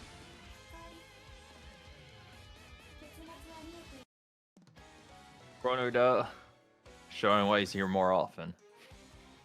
Yeah, but I'm wondering if Nessica's gonna just play it out all the way on new, or if we're gonna see a switch that. The wheel of fate is turning. Rebel 1. Action. All right, okay. Apparently my Discord crashed. Mine too. I hope it's fine as Nessica finishes this combo. It to be the EA under with active flow. I do believe you build active pretty fast, build burst pretty fast in active flow is new. Yeah, you Like, can you very should be well. hitting people good chunk, but in this case it's kind of whatevs. Oh, pushing a lot of hurt right now. We're in a really good spot. Just slightly outside of the range for it to connect. And the burst also being expended. A little bit not used to receiving the same treatment back of being so far away with your combos that doesn't really have much of an option for your opponents to try to get a fight back going.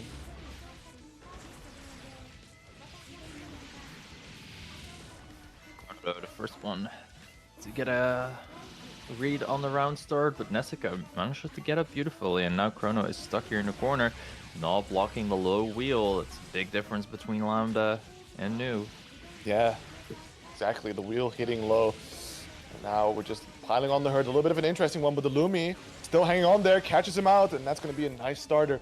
Fortunately, popping up a little too high, but just as Chrono would try to challenge, Nessica can also just shoot up a projectile. And this one coming a little bit more meteor due to just lying in wait, bringing it to a 1-1 situation.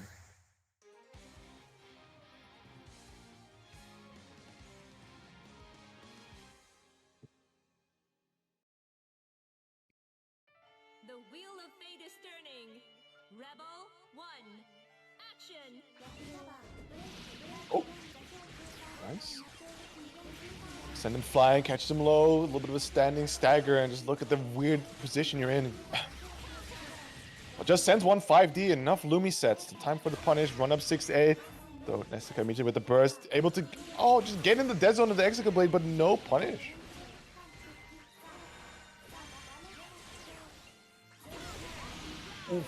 Great 6-8 there by Chrono. Really good at catching those instant air dashes out. 3k damage. Oh, Another What double a jump and a call-out. counter assault. There have been a lot of those this series. yeah, people remember that you have that 50-meter means to get your opponent away from you. Rebel 2. Action.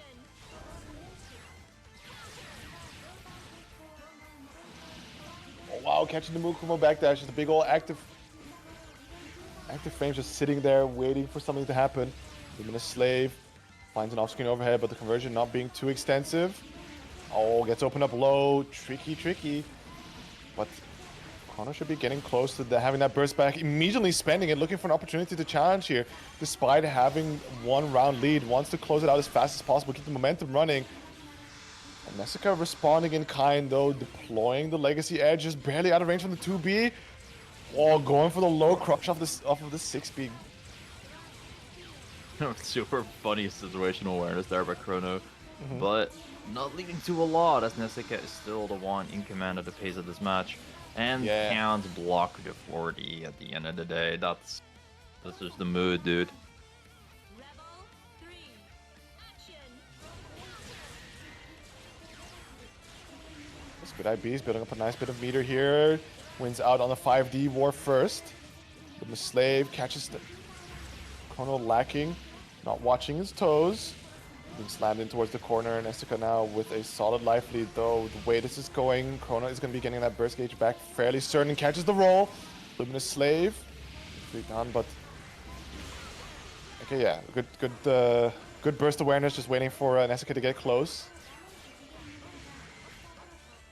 Okay, Chrono had to reset there with the wheel, and now it is really his turn to shine, and yet the Sword Super doesn't really go. Yeah, it has a set static play, so if you push her out, it's actually quite a funny interaction, but you can also go 4-1 in a combo and finish it off like that. 2-1 Nessica. If I'm not mistaken, the Sword Super does have a slight bit of tracking. It just has a very bad Oh, dead really? zone. I think so. Like, surely, I right? feel like I've pushed her out myself. But, okay. Gotcha. The wheel of No, I can fate check. is I'm not. I'm not sure. I turning. feel like One. if it's really just at the fixed position, that's so funny.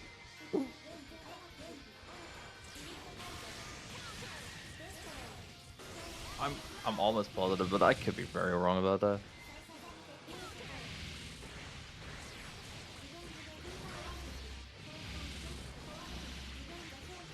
Anyway, Nessica. Huge combo here.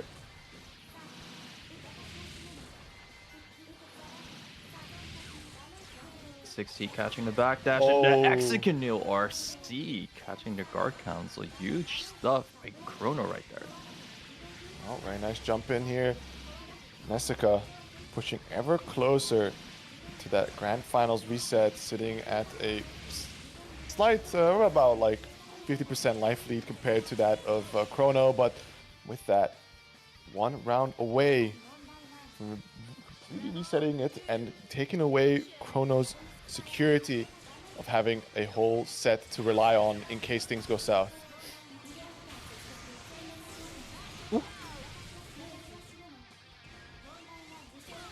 We got that active flow from the interaction here in the 6A anti-air. Nessica immediately ulting the burst. Doesn't want to give up all that momentum to Chrono, and Chrono right back. Nice, good Yeah, IB, and straight away goes for the challenge.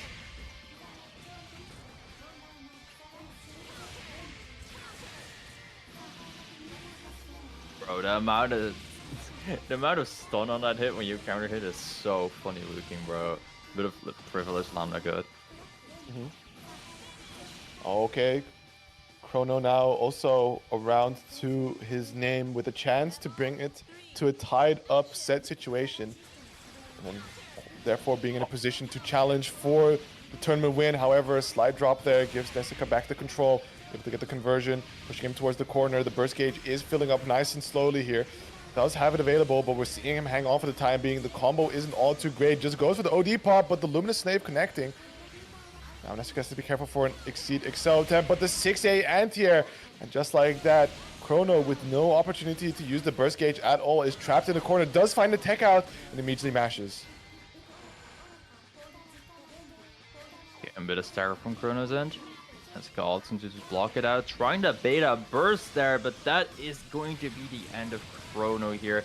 New in OD has a lot of damage, and now we can reset to the true grand finals. Absolutely. So we'll see if Nessica sticks to the new or if we're going to see a little swap. Because it is a complete reset, so there is that option. 消えろ偽物めニューがいれば Fine though. あんたは不要 Nessica just won 3 games in a row with it, right? Was it? I thought he took like lost the first. No, I thought he won the first game, lost the second, and then won the remaining two. I mean, Chrono took the it has first, been and very then it's been a very strong pick. It's just a matter of like, is he feeling a little variety or not? No, it's just gonna stick to what's been working. I can respect it.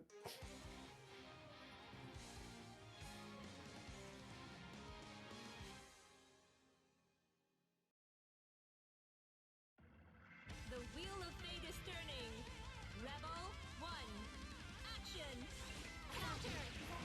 Nice 5A anti-air already dragging Chrono in towards the corner. Good strong opening. And just can let the 5B rip. Recovers fast enough that it's not too scary on ODR.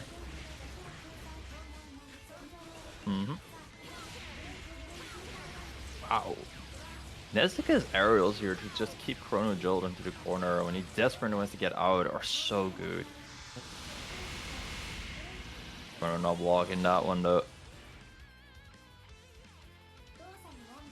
Yeah, not this time. Rebel 2. Nezuka off to a solid start. Chrono opting to just get the burst out early, but look how aggressive Nezuka plays. Just gives no opportunity for that 4D to make any work. Fakes the overhead, finds the low. On already just a ton of resets, piling up the damage. Doesn't quite get the 60, but still, Chrono is locked in the corner with next to no burst gauge available. Hits the fatal counter, but no conversion.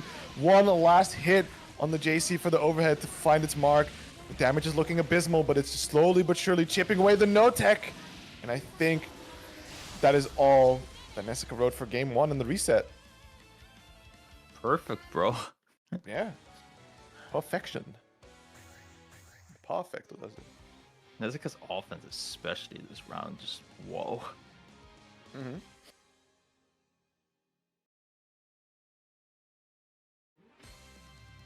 The wheel of fate is turning. Rebel 1.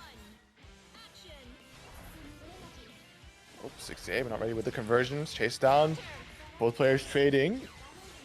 But it's Nezuka now with the slight life disadvantage. Wow, what a jump-in option. Just sending out the projectile before Chrono could put himself in a space to anti-air it properly.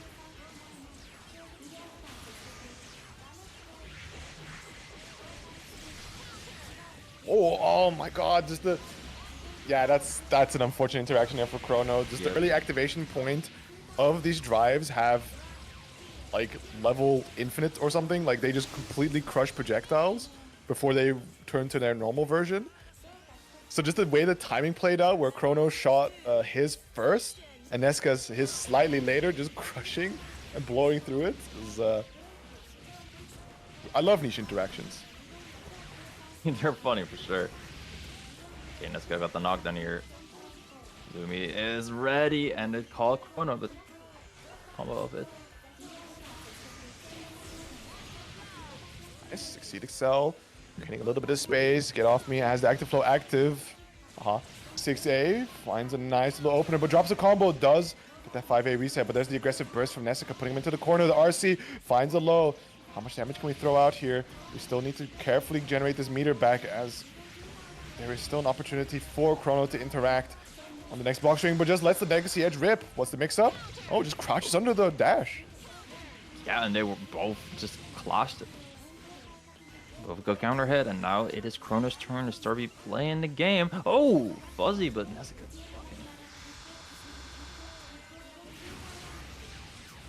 Oh, that is... I think that was meant to be an OD, but unfortunately just happened to get clipped out and ends up being a burst that gets punished. Nezuka now 2-0, one game from finishing it all off. His win streak has just been going so strong for Nezuka against Chrono right now. Completely downloaded. Rebel 1. Action. Let's see if Chrono can get a bit of a download on him. Some kind of response, right? You've had a lot of time to get something going, but I think at this point it's also just like matchup familiarity, because how many people do still rep the new so strongly in EU other than Nezuka? And like, where's Liam? On Tsurumi. Last I saw him. Oh, true. Ay, ay, ay. Okay, the fatal counter, but okay, not a huge combo from it. But Nesca still manages to keep that momentum. That's the important part, really keeping your momentum up. Mm-hmm. Inactive flow here. I think Chrono is getting a little tired there because just waking up with no option, maybe looking for a reversal, but just the input not coming out. By the way, just eating a raw 5C. I think the steam might be running out. And meanwhile, Nesca just seems to be having so much stamina. Like, what was that mix of, man? The empty low?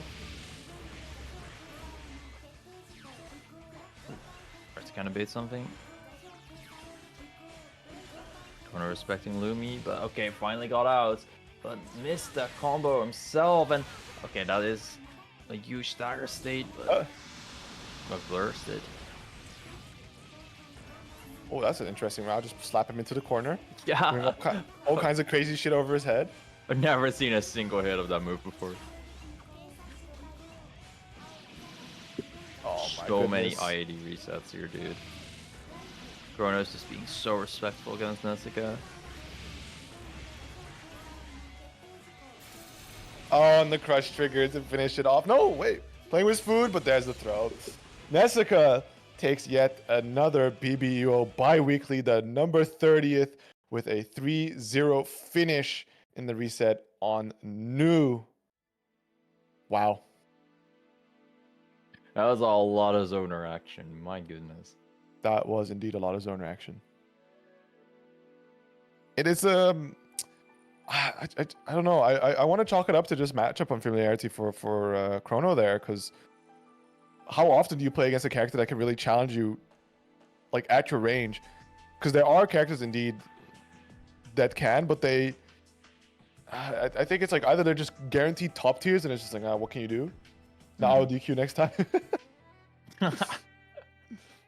Just make a ban, Doc. If I match into Chrono. Poor guy. But yeah, it's we gotta sit down and just ping Nesca for some games to get some matchup experience against these esoteric, underrepresented characters is the wave, I think.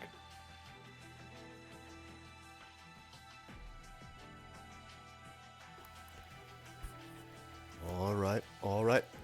We had a $90 prize pool, so this means only top 3 will get a payout. But I mean, it's still top 3 and not. I mean, Only top 3. Oh my goodness. Only. It's quite a bit. Only top 3. Yeah, I mean, someone could drop 10 more for top 4, but no pressure. No pressure. We're all staring daggers at you through our screens. Nah, but we had some contributors. Thank you very much, Tuki, George, and Euchre for contributing to the prize pool.